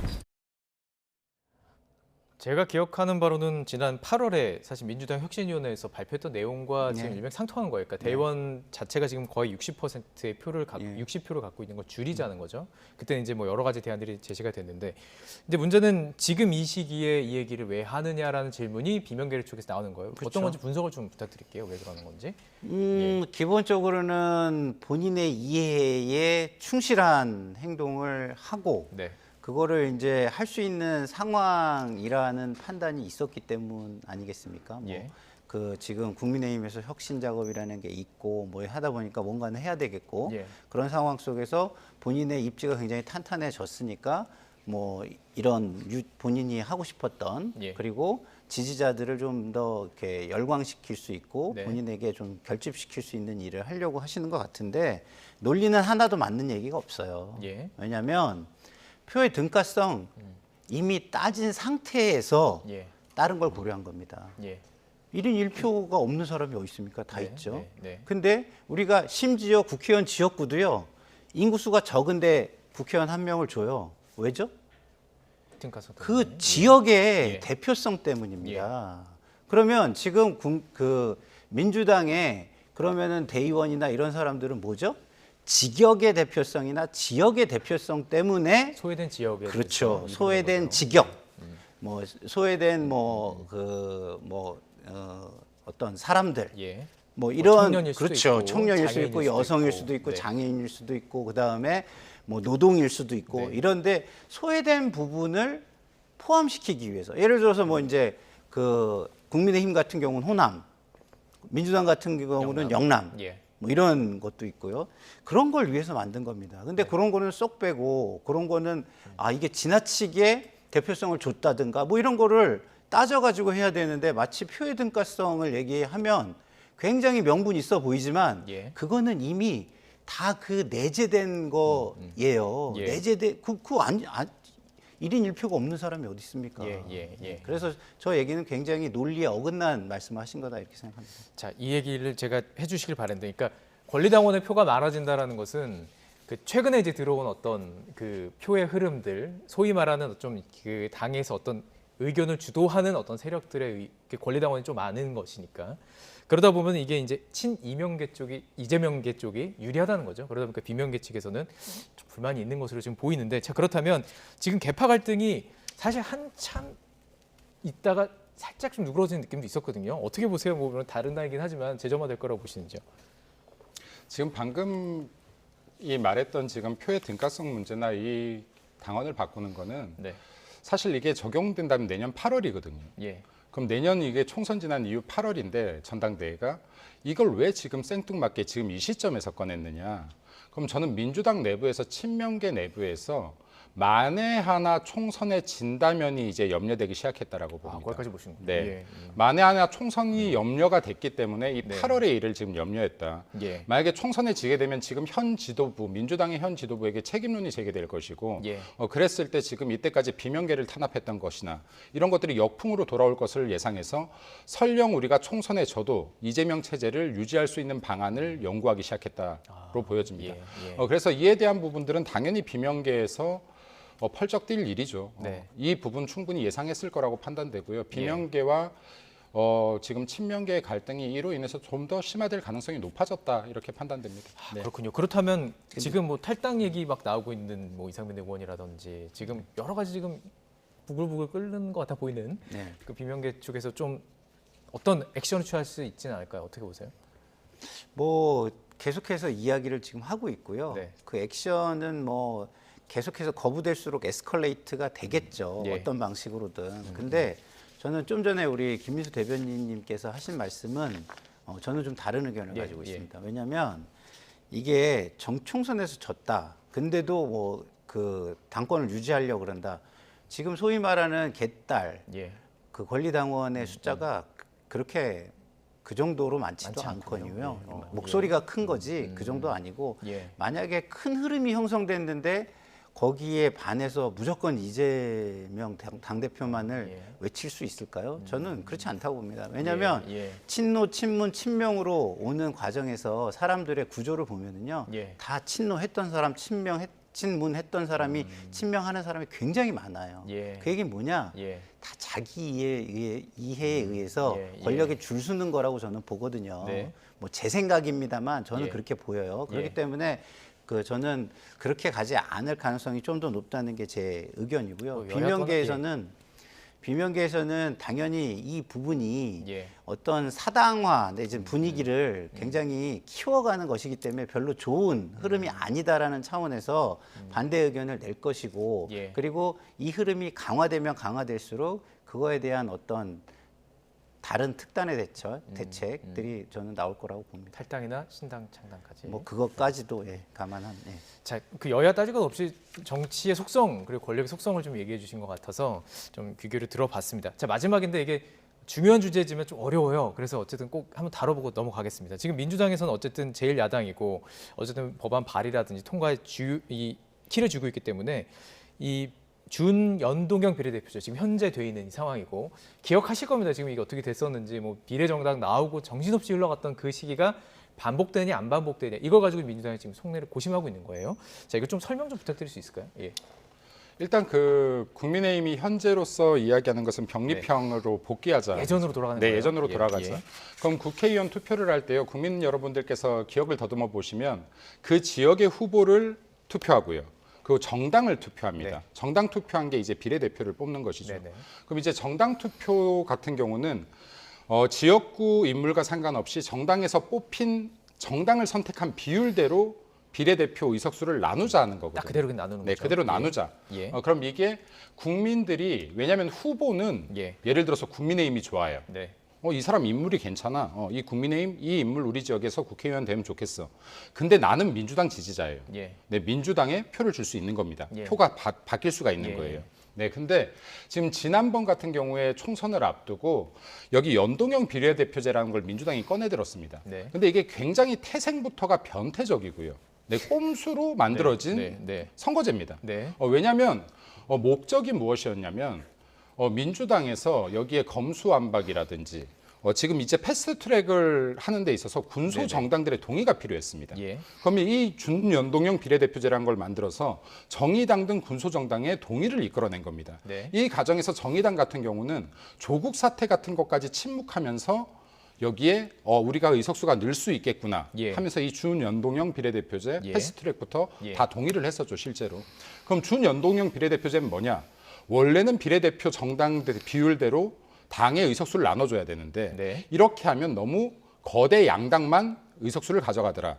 그러니 이 비율보다 지역구 의원수를 많이 갖고 갔다면 주지 말고 이 빈만큼만 비례해서 할당을 하자. 그래서 목적 자체는 군소정당에게 좀 더 많은 의석을 주자는 거였습니다. 그게 아예 그냥 연동형 비례대표제인 거잖아요. 네, 그렇습니다. 근데 지금 이제 준연동형은 민주당 얼마 전에 의원이 국민들은 이 셈법 알 필요 없다 해서 또 이슈가 됐었죠. 이 셈법 굉장히 복잡합니다.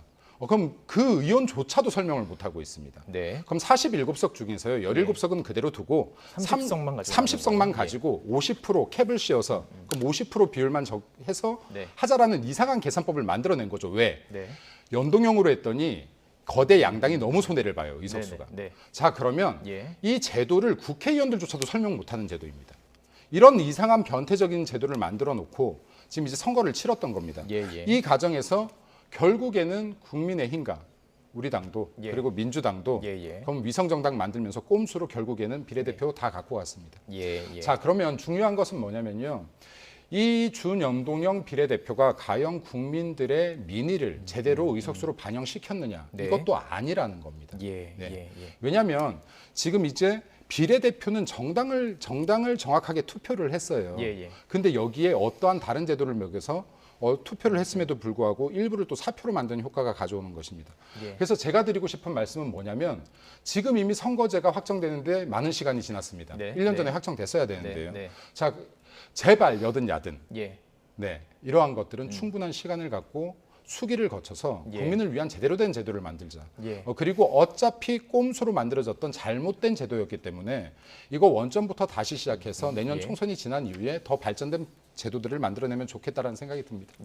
자, 민주당 측을 많이 지적을 했었지만 그 상황 속에서 어쨌든 국민의힘도 비례정당이라든지 이런 것들 통해서 이게 기본적으로 지금 김민수 대변인님은 뭐 대변인이시니까 그렇게 얘기하지만 저는 옆에서 제 사리사욕 없이 지켜본 사람으로 보면요. 처음부터 끝까지 국민의힘이 본인들의 이익 때문에 거부하거나 주장한 것 때문에 여기까지 온 거예요. 이렇게 뭐 이상한 제도가 된 것도 국민의힘이 자기 걸 하나도 안 내놓으려고 한 거예요. 그러면 기본적으로 지금 취지가 뭐였냐? 자, 아까 우리가 표의 등가성, 대표성 얘기했잖아요. 선관위에서 권고를 했습니다. 우리나라의 정치 발전을 위하면 각 당의 지지자들의 대표성을 인정해 줘야 된다. 그럼 정의당이 만약에 지지하는 사람이 5%인데 5%는 한 명도 의석을 낼 수가 없어요. 그 5%는 사장되는 겁니다. 그렇잖아요. 그럼 이 5%의 사람들은 누가 대표해 주죠? 그걸 위해서 연동형 비례대표제라는 것을 만들어낸 거예요. 왜? 의석수를 늘려서 하는 게 맞지만 의석수를 늘리면 국민 감정상 어긋나니까 현 인원수 내에서 뭘 해도 해보자. 그 선관위의 권고를 맞춰가지고 정치를 발전시켜보자라는 차원에서 이게 이루어진 겁니다. 근데 지금 나오는 얘기들 최병천 그 소장의 이 시뮬레이션 이런 것들이 의도하는 바 모든 게 뭐냐? 정당의 당리당략이 국민과 정치의 발전보다 우선한다라는 말을 하고 있는 것에 다름이 아니다라는 말씀을 드립니다. 알겠습니다. 자, 오늘 사실은 이제 시간을 넘기면서까지 이 내용을 좀 다뤄봤습니다. 중요하기 때문에 말씀하신 것처럼 그 본질과 이제 이것들이 어떻게 적용이 될 것인지 분명히 우리 국민 여러분들 똑똑하시고 어떤 상황인지 잘 지켜보고 계시고 기억하고 계시거든요. 그렇기 때문에 이것 과정들도 아주 예민하게 지켜보시리라 저는 믿고 있습니다. 자, 오늘 여기까지 얘기 듣도록 하겠습니다. 김민수 국민의힘 대변인 또 김상일 정치평론가와 함께했습니다. 고맙습니다. 감사합니다.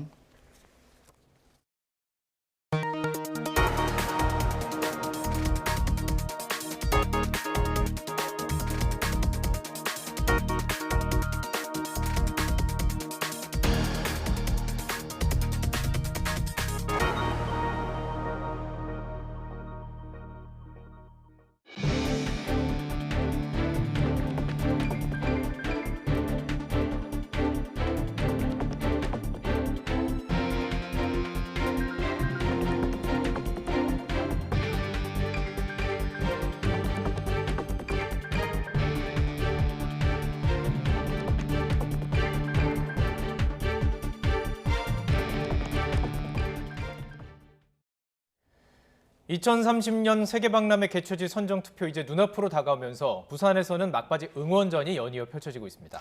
부산이 2030년의 주인공이 되면 우리는 이제 세계 3대 메가 이벤트를 모두 유치한 7번째 나라가 됩니다. 김종호 기자입니다. 개최지 선정 투표를 일주일 앞두고부터는 부산 곳곳에서 유치 열기를 담는 응원전이 본격적으로 펼쳐졌습니다. 부산은 관문에서부터 2030 세계박람회에 대한 바람으로 가득합니다. 시민이 공원에 모여 만든 엑스포라는 글자는 누구도 아닌 바로 시민이 세계박람회 유치를 원하고 있음을 자랑합니다. 꼭 우리 부산에서 2030 엑스포가 개최되고 성공됐으면 좋겠습니다. 성공을 기원합니다. 국제박람회기구 총회도시인 파리와 부산을 상징하는 조형물이 관광지를 찾은 시민과 관광객 모두에게 엑스포를 알리고 응원을 당부합니다. 올 때마다 되게 좋다고 생각을 하고 있고 역시 부산이 좋은 도시구나. 타 지역 사람이라도 좋은 도시라고 생각하고 있어서 좋은 결과가 있었으면 좋겠다고 생각합니다. 투표 과정이 실시간으로 공개되진 않지만 총회 시각에 맞춰 현지에서 전해지는 소식을 시민이 함께 들으며 마지막까지 응원 열기를 높이는 행사도 부산에서 열립니다. 부산이 2030년 세계박람회 개최지로 결정되면 부산항 북항 일대 343만 제곱미터 땅에 박람회장이 조성됩니다. 2030년 5월 1일 개막해 6달 동안 진행되는 행사에 국내외에서 5천만 명가량이 찾을 거로 예상됩니다. 생산 유발 효과와 부가가치를 더해 기대되는 경제적 효과가 61조 원이고 고용 창출은 50만 명가량이라는 게 정부 분석입니다. 또 이미 올림픽과 월드컵을 개최한 우리는 세계 3대 메가 이벤트를 모두 유치한 7번째 나라가 되고 부산은 세계적인 도시로 한 단계 더 도약할 발판을 마련하게 됩니다. YTN 김종호입니다. 세계 박람회 개최지 투표가 눈앞으로 다가온 가운데 유치전에 뛰어든 사우디아라비아가 자국의 억압적인 평판을 세탁하려는 것이 목표라는 분석이 나왔습니다. 앞서 일본은 우리 정부를 지지한다는 입장을 밝힌 바 있는데요. 투표 결과가 주목됩니다. 서봉국 기자입니다. 미국 정치 전문 매체 폴리티코는 사우디 실세인 무함마드 빈 살만 왕세자가 엑스포 개최에 모든 것을 쏟아붓고 있다고 보도했습니다. 사우디의 대외 이미지 개선을 위한 전면적인 개혁의 핵심으로 뒀다고 설명했습니다. 무함마드 왕세자는 석유 중심에서 벗어나 자국의 경제를 다변화하는 이른바 사우디 비전 2030을 추진하는 중 여성의 축구 경기장 출입과 운전을 허용하는 등 보수적 이미지 탈피에 나서고 있는데 엑스포 개최를 이 변화를 대적으로 내볼 기회로 삼았다는 겁니다. 사우디는 변화의 시대, 미래를 내다보는 내일로 함께라는 슬로건을 내세우며 엑스포 유치전에 78억 달러, 약 10조 원 이상을 투입했습니다. 막대한 오일머니를 기반으로 한 사우디의 공격적인 마케팅에 불만의 목소리도 나옵니다. 경쟁국인 로마 시장은 사우디의 전략이 비전 2030에 걸맞지 않는다고 냉소했습니다. 이런 가운데 앞서 일본 현지 언론은 일본 정부가 유치전에 나선 한국 정부를 지지할 방침을 굳혔다고 힘을 실었습니다. 애초 원유 수입 등 중동과의 관계를 중시해 리야드를 개최지로 지지하는 목소리도 강했지만 한일 관계 개선에 더 방점을 찍었다고 설명했습니다. 부산, 리야드, 로마가 경쟁하는 2030년 엑스포 개최지는 프랑스 파리에서 열리는 BIE 총회에서 182개 나라 회원국 투표로 결정됩니다. YTN 서봉국입니다. 북한이 9.19 군사 합의로 파괴한 GP 지역에 감시소를 설치하고 경계호를 구축하고 있는 것으로 확인됐습니다. 군 관계자는 북한이 지난 23일 모든 군사 조치를 즉시 회복하겠다며 9.19 군사 합의 파기를 선언한 직후 동부전선 일대에서 감시소를 설치하고 있는 모습을 공개했습니다. 또 경계호에는 무반동총 등이 중화기가 반입되고 있는 모습이 포착됐고 야간에는 경계병이 근무를 서고 있는 모습이 우리 지상 감시 장비로 관측됐다고 전했습니다. 김영수 합참의장이 북한의 추가 도발과 군사조치 복원 수준에 따라서 우리 군도 최전방 지역 GP 감시 초소를 복원할 가능성이 있음을 시사했습니다. 김 의장은 오늘 취임 후 처음으로 기자들과 만난 자리에서 관련 질문에 적의 행동에 달렸다고 답했습니다. 김 의장은 전체적으로 행동하고 신뢰를 깨고 있는 것은 북한이라며 대비 태세를 유지하기 위한 근본적인 조치가 이루어질 것이라고 강조했습니다. 북한은 판문점 공동경비구역 JS의 재무장화에 이어서 실제 국지 도발에 나설 가능성도 있습니다. 이런 가운데 북한은 유엔 안전보장이사회 소집을 앞두고 자신들의 군사정찰위성 발사를 정당화하면서 자주권을 침해할 경우에는 후과를 책임지게 될 것이라고 위협했습니다. 최두희 기자입니다. 지난 2018년 12월 우리 군 당국은 시범 철수된 비무장지대 내 북한군 최전방 감시초소 GP 검증 결과를 발표하며 군사적으로 이용할 수 없을 정도로 완전히 파괴됐다는 점을 강조했습니다. 지하 시설은 출입구 부분과 감시소, 총항구 연결 부위가 폭파되거나 매몰되어 있음을 확인하였습니다. 당시 남북은 9.19 남북 군사합의 이후 GP 가운데 10개를 완전 파괴했고 1개씩은 병력과 장비는 철수하되 원형은 보존하기로 했습니다. 이에 따라 북한은 GP 숫자가 160여 개에서 150여 개로 우리는 60여 개에서 50여 개로 줄어들게 된 겁니다. 이 같은 GP 철수는 9.19 합의의 상징적인 조치로 평가됐지만 북한 GP 숫자가 우리 측 GP 숫자를 훌쩍 넘어선 가운데 1대1로 이뤄진 철수였던 만큼 우리에게 불리했다는 지적도 쏟아졌습니다. 최근 북한이 GP를 다시 복원하는 정황이 포착된 가운데 북한은 GP처럼 가시적인 부분부터 9.19 합의 이전 상태로의 복귀를 시사하는 행동에 나설 것으로 보입니다. 이에 따라 북한은 9.19 합의로 비무장화가 이뤄진 판문점 공동경비구역 JSA에 다시 무장병력을 투입해 긴장을 고조시킬 가능성이 커 보입니다. JSA 내에서 무장을 하지 않도록 해제시켰던 부분을 다시 무장하는 부분들, 그리고 서해안 일대에서 평화수역 내에 완충구역 자체를 무시하고 다양한 경비정이라든가 차츰 군사적 긴장감을 끌어올린 뒤 접경 지역에서 국지적 도발을 감행할 가능성도 있습니다. 실제로 서해 북방 한계선 NLL 지역에 있는 북한군 갱도형 해안포의 개문 사례도 급증한 것으로 전해졌습니다. 이런 가운데 북한은 군사정찰위성 발사 문제를 논의하기 위한 유엔 안보리 공식 회의를 앞두고 정찰위성 발사는 미국과 추종 세력들의 군사적 준동을 파악하려는 정당한 방위권 행사라고 주장했습니다. 그러면서 북한의 자주권을 또다시 침해하려 든다면 그로부터 초래되는 어떤 결과에 대해서도 전적으로 책임지게 될 것이라는 엄포를 놨습니다. YTN 최두입니다. 1,000만 명 수준인 우리나라 청년 인구가 30년 뒤 절반 수준으로 줄어들 것으로 예측됐습니다.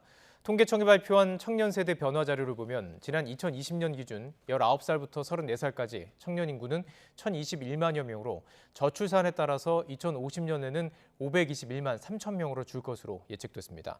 또 5명 가운데 4명은 미혼인 것으로 집계됐습니다. 미혼 청년 비중은 지난 2020년 기준 81.5%로 20년 전인 지난 2000년보다 27%포인트 증가했습니다. 우리나라 국민 10명 가운데 8명은 저출산 해결을 위해서 다양한 형태의 가족 제도를 인정해야 한다고 생각하는 것으로 조사됐습니다. 동거 연인도 정부로부터 출산 육아 지원을 받을 수 있는 프랑스식 지원 제도가 저출산 해결에 도움이 될 거라는 답변도 다수를 차지했습니다. 조용성 기자가 보도합니다. 우리나라는 합계 출산율 0.78명으로 OECD 국가 가운데 현격한 차이로 꼴찌에 머무르고 있습니다. 저출생 문제 해결이 그 어느 때보다 시급한 과제로 떠오른 지금 다양한 형태의 혼인을 인정해야 한다는 의견에 힘이 실리고 있습니다. 우리 국민 10명 가운데 8명은 사실혼을 비롯한 다양한 형태의 결혼 제도를 인정해야 한다고 생각하는 것으로 조사됐습니다. 특히 60대 이상에서 84.8%로 가장 높았고 40대와 50대 등 중장년층 이상이 모두 80%를 넘어 눈길을 끌었습니다. 긍정적으로 답변한 응답자 4명 가운데 3명은 동거 연인에게도 출산과 육아에 대해 국가가 지원하는 프랑스의 팍스 제도가 저출산에 도움이 될 거라고 지지했습니다. 한부모 수급을 신청을 하시는데 또 여기에 사각지대에 계신 분들이 있어요. 그러니까 어느 정도 소득이 있으시거나 뭐 재산이 조금 있으시면 그분들은 또 이러한 혜택을 하나도 받을 수가 없는 부분이 있어서 아이를 키우는 데 있어서 굉장히 힘들다라고 말씀을 하시거든요. 저출산 해결 방안으로는 육아휴직이나 근로시간 단축 등 일육아 병행 제도를 늘리는 방법이 가장 많이 선택받았고 돌봄과 의료 서비스 등 사회 인프라 구축과 청년 고용을 비롯한 일자리 소득 확대가 높은 순위에 꼽혔습니다. 저출산 문제의 원인으로 가장 많은 응답자가 경제적 부담을 꼽은 것과 일맥상통하는 내용입니다. 소득계층에 따라서 그리고 자녀가 많을수록 좀 더 이제 그 아이돌봄 비용에 부담이 많이 드는데 이 비용 부담을 좀 더 덜어주기 위한 정책들이 좀 많이 요구가 됐었습니다. 또 저출산 문제에 대응하는 주체로는 중앙정부가 재원 마련 방안으로는 국가 재정 지출 확대가 가장 적합하다는 의견이 많았습니다. YTN 조용성입니다. 경북 경주 안개댐에서 시설 관리를 위해 짓던 다리가 무너지면서 작업을 하던 인부 8명이 추락해 2명이 숨졌습니다. 경찰과 노동당국은 공사 과정에 문제는 없었는지 조사에 들어갔습니다. 김근우 기자입니다. 저수지 위로 건설 중이던 다리가 무너져 형체를 알아볼 수 없을 정도로 부서졌습니다. 구조물이 완전히 꺾이면서 중간 부분이 물에 잠겼습니다. 공사가 한창이던 다리 상판이 순식간에 무너져 내린 건 오전 11시쯤입니다. 다리 위에서 작업하던 근로자 8명이 수심 5m의 저수지로 추락했는데 이 가운데 2명은 끝내 숨졌습니다. 천신만고 끝에 구조된 다른 작업자들도 다리가 부러지는 등 다쳤습니다. 사고가 난 다리는 수자원공사가 댐 관리에 쓰려고 짓던 중이었습니다. 내년 3월 준공을 앞두고 막바지 콘크리트 작업을 하다가 사고가 났습니다. 경찰은 관계기관과 합동감식을 통해 다리 상판에 거푸집을 만드는 과정에 문제가 있었는지 들여다보고 있습니다. 또 작업자와 안전관리 책임자를 불러 조사할 계획입니다.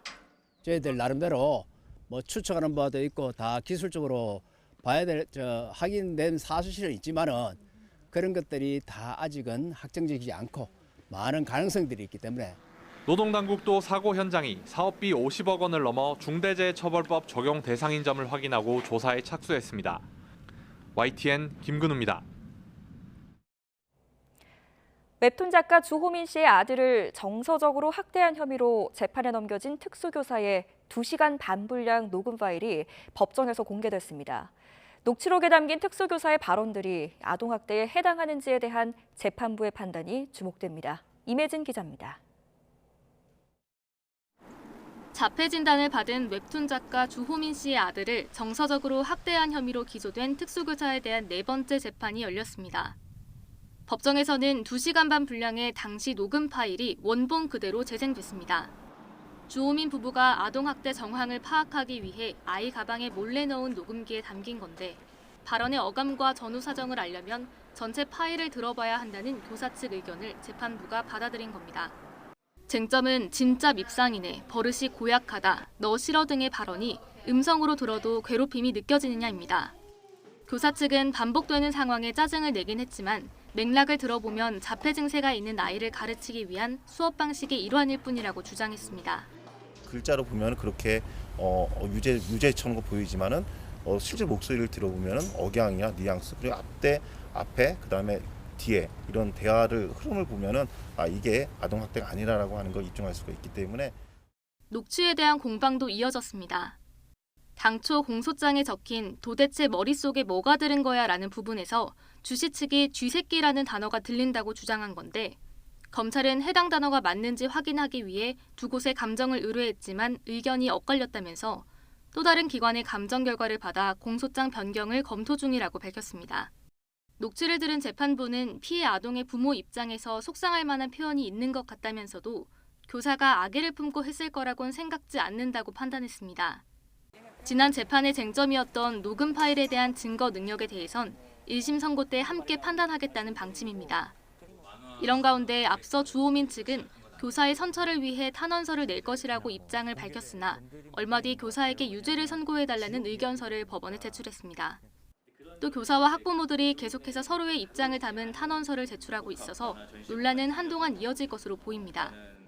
다음 달 18일 재판에선 해당 교사의 발언을 아동학대로 판단한 용인시청 공무원에 대한 증인 신문이 이뤄질 예정입니다. YTN 임혜진입니다. 경희대학교가 위안부는 자발적 매춘이라고 발언한 교수에 대해 경징계를 내려달라고 학교 법인에 요청했습니다. 김철민 더불어민주당 의원이 경희대학교로부터 받은 자료를 보면 경희대 교원 인사위원회는 지난 14일 철학과 최모 교수에게 경징계에 해당하는 견책 처분을 내려달라고 경희학원에 제청했습니다. 징계 사유에 대해선 최 교수의 발언으로 본교의 이미지와 명예가 훼손됐고 최 교수가 품위 유지 의무를 위반했다고 설명했습니다. 법무부 인천공항 출입국 외국인청은 말레이시아인 브로커 30대 A씨 등 2명을 출입국관리법 위반 혐의 등으로 검찰에 송치했습니다. A씨는 지난해 9월부터 지난달까지 국내 관광 목적으로 들어온 말레이시아인 184명에게 허위 난민 신청 사유를 알려주고 1억 4천여만 원을 받아챙긴 혐의를 받습니다. 난민 신청을 한 이들은 갱단에게 생명의 위협을 받았다거나 동성애자라는 이유로 박해를 받았다는 등 허위 사유를 댄 것으로 조사됐습니다. 이른바 사법농단 혐의로 5년 넘게 1심 재판을 받아왔던 임종헌 전 법원행정처 차장에게 검찰이 징역 7년을 선고해달라고 재판부에 요청했습니다. 사법행정권을 남용해서 사법제도 신뢰를 무너뜨렸다는 건데 임 전 차장은 검찰 수사가 정치적 목적으로 진행됐다며 공소 사실을 모두 부인했습니다. 선고는 내년 2월 5일 내려질 것으로 보입니다. 김철희 기자입니다. 사법농단 핵심 인물 가운데 처음으로 구속돼 재판에 넘겨진 임종원 전 법원행정처 차장. 기소부터 구형까지 240번 넘는 공판과 5년여 세월이 필요했습니다. 5년 만에 결심이신데 소감 한 말씀 해주시죠. 재판 거래나 판사 사찰 의혹은 여전히 부인하시나요? 재판 마지막 절차에서 검찰은 임 전 차장에게 징역 7년을 선고해달라고 재판부에 요청했습니다. 사법농단 최정점으로 꼽히는 양승태 전 대법원장과 같은 구형량입니다. 임 전 차장이 일선 법관들에게 사법부 조직에 유리한 판결을 요구하거나 유도했다는 게 검찰 판단인데 이 때문에 재판 독립이 파괴되고 사법부 신뢰까지 처참하게 무너져 내렸다고 꼬집었습니다. 반면 임 전 차장은 사법부 블랙리스트와 재판 거래 등은 물리적으로 불가능했다며 공소 사실을 모두 부인했습니다. 특히 검찰 수사가 정치적 목적으로 진행됐다면서 검찰이 과도한 언론 플레이 등을 통해 역사적 진실을 왜곡한 거라고 반박했습니다. 현재 임 전 차장은 상고법원 도입 등 사법부 정책 목표를 달성하기 위해 각종 재판에 개입한 혐의를 받고 있습니다.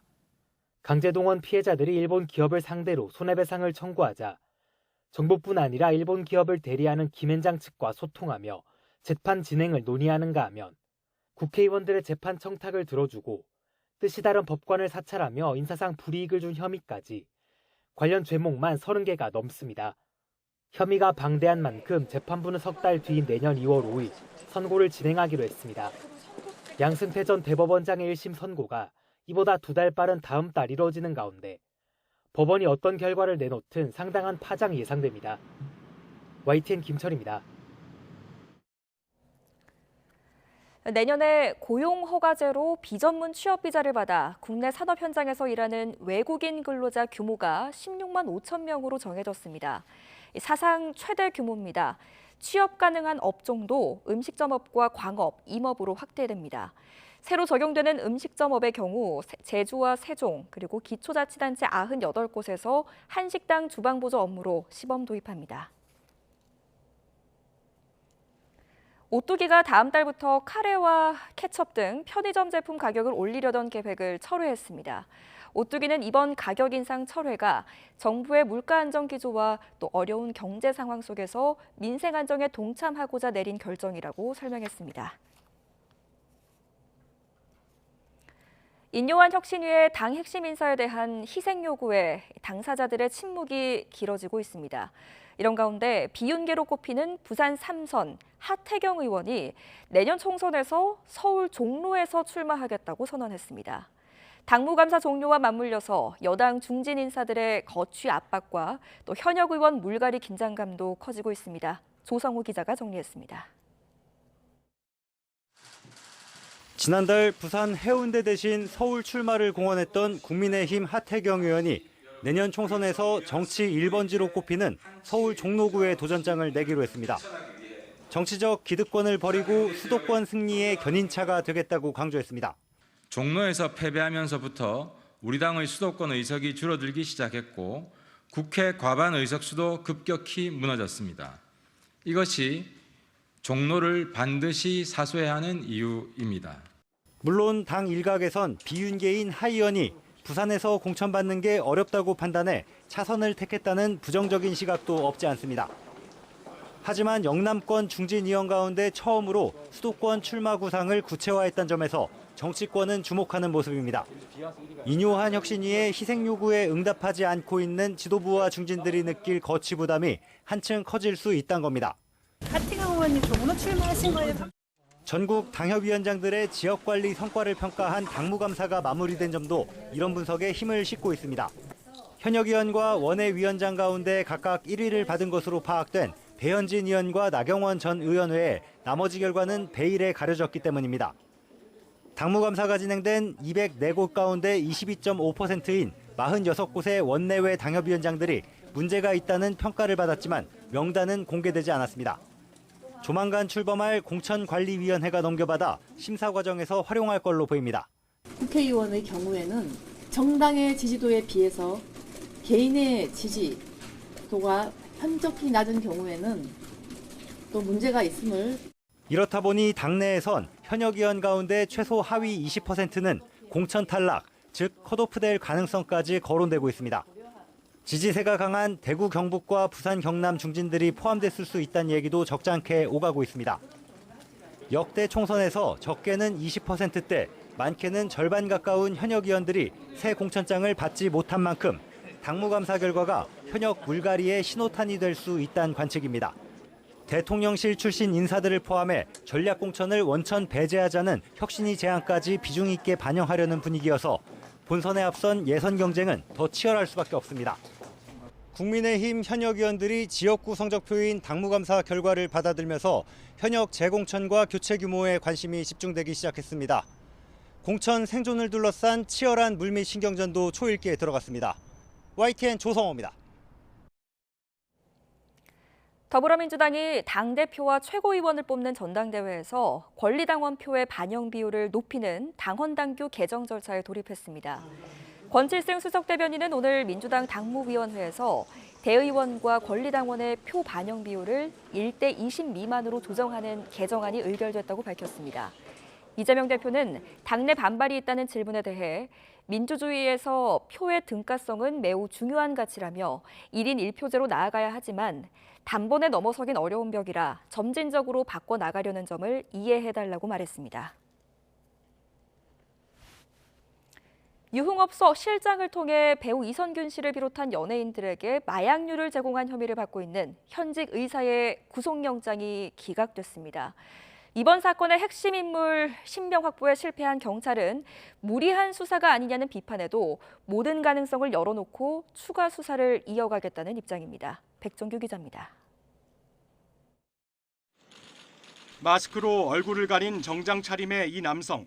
강남 유흥업소를 통해 배우 이선균 씨 등에게 마약을 제공한 혐의를 받는 현직 의사 이모 씨입니다.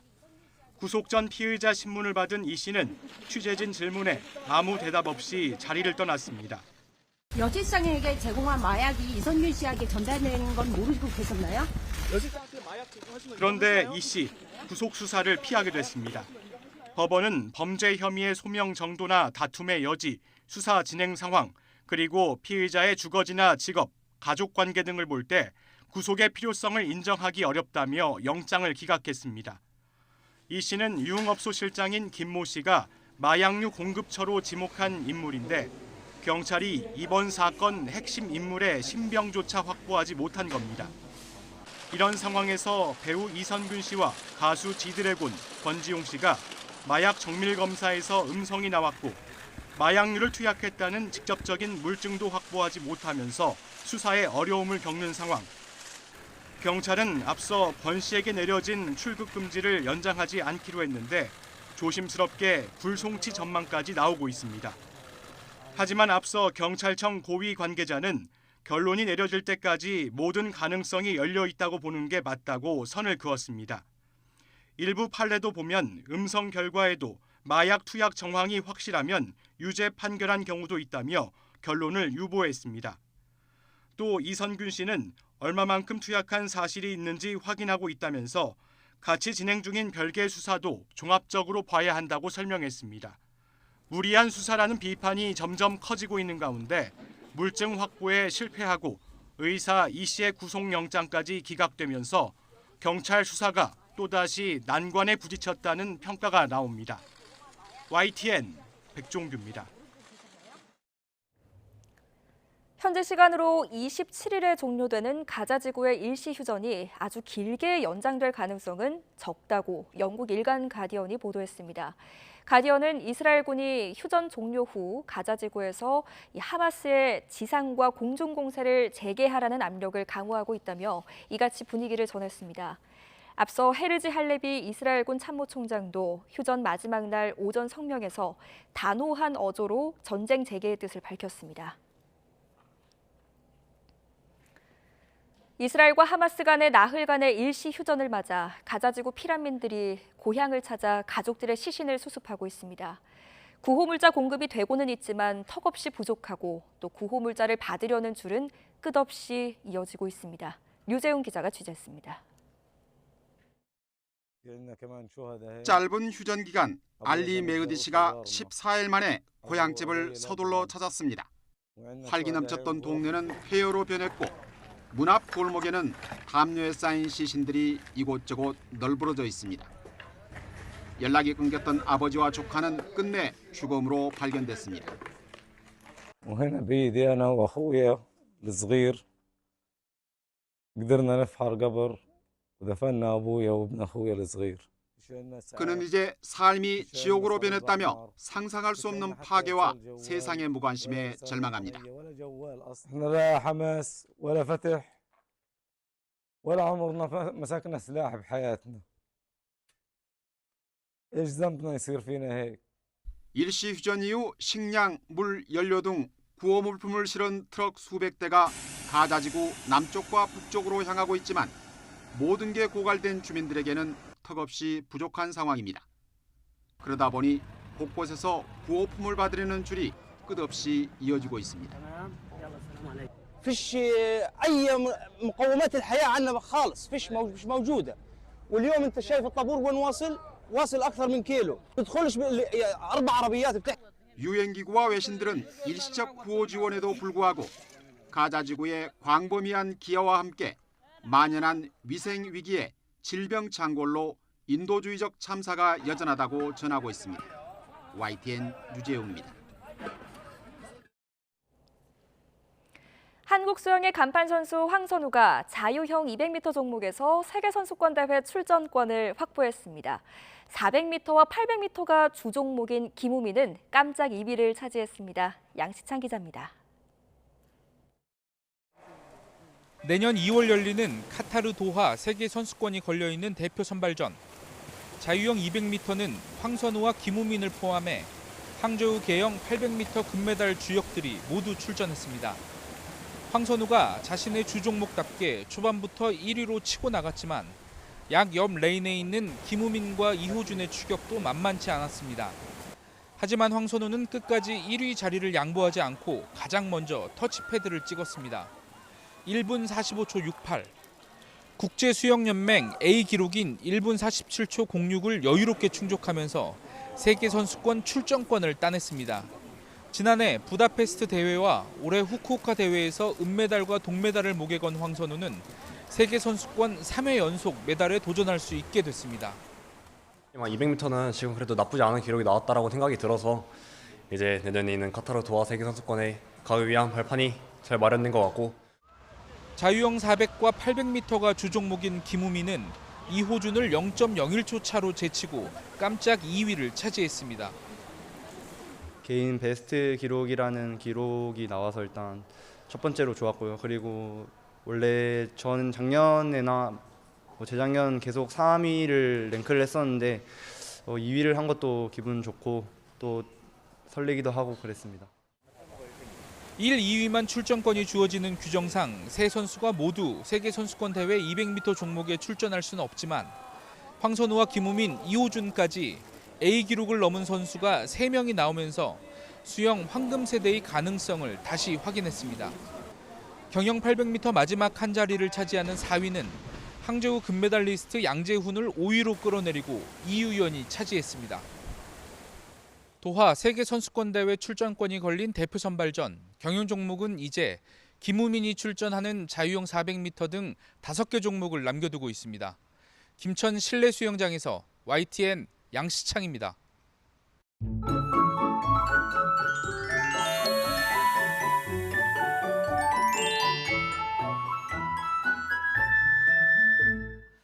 하루 추위가 주춤했지만 바로 다시 날이 추워집니다. 내일 서울 아침 기온이 영하 2도까지 떨어지겠고 낮 동안에도 3도에 머물며 춥게 느껴지겠습니다. 여기에 찬바람이 더해지며 체감 추위는 이보다 더 심하겠습니다. 종일 보온에 신경 써주시기 바랍니다. 내일도 구름이 잔뜩 끼는 가운데 영서와 충청 이남에는 아침까지 약하게 비가 조금 내리는 곳이 있겠고 일부 내륙과 산간에는 1에서 3cm의 눈이 쌓이는 곳도 있겠습니다. 내린 비와 눈이 얼어 도로가 미끄러운 곳이 있을 것으로 보이는 만큼 각별히 주의해 주시기 바랍니다. 또 동해안에는 계속해서 대기가 무척 건조하겠고 중서부와 영남에는 오전까지 공기가 탁한 곳이 많겠습니다. 내일 아침 기온은 서울이 영하 2도, 춘천 영하 3도, 대전 1도, 대구 5도로 중부지방을 중심으로 기온이 크게 낮아지겠습니다. 낮 기온은 서울이 3도, 대전 6도, 광주 8도, 부산 12도로 예년보다 2도에서 5도가량 낮겠습니다. 본격적인 겨울의 시작을 앞두고 추위의 기세가 점점 더 강해지겠고 모레는 경기 남부와 충남, 전북에 또 한 차례 비나 눈이 내릴 전망입니다.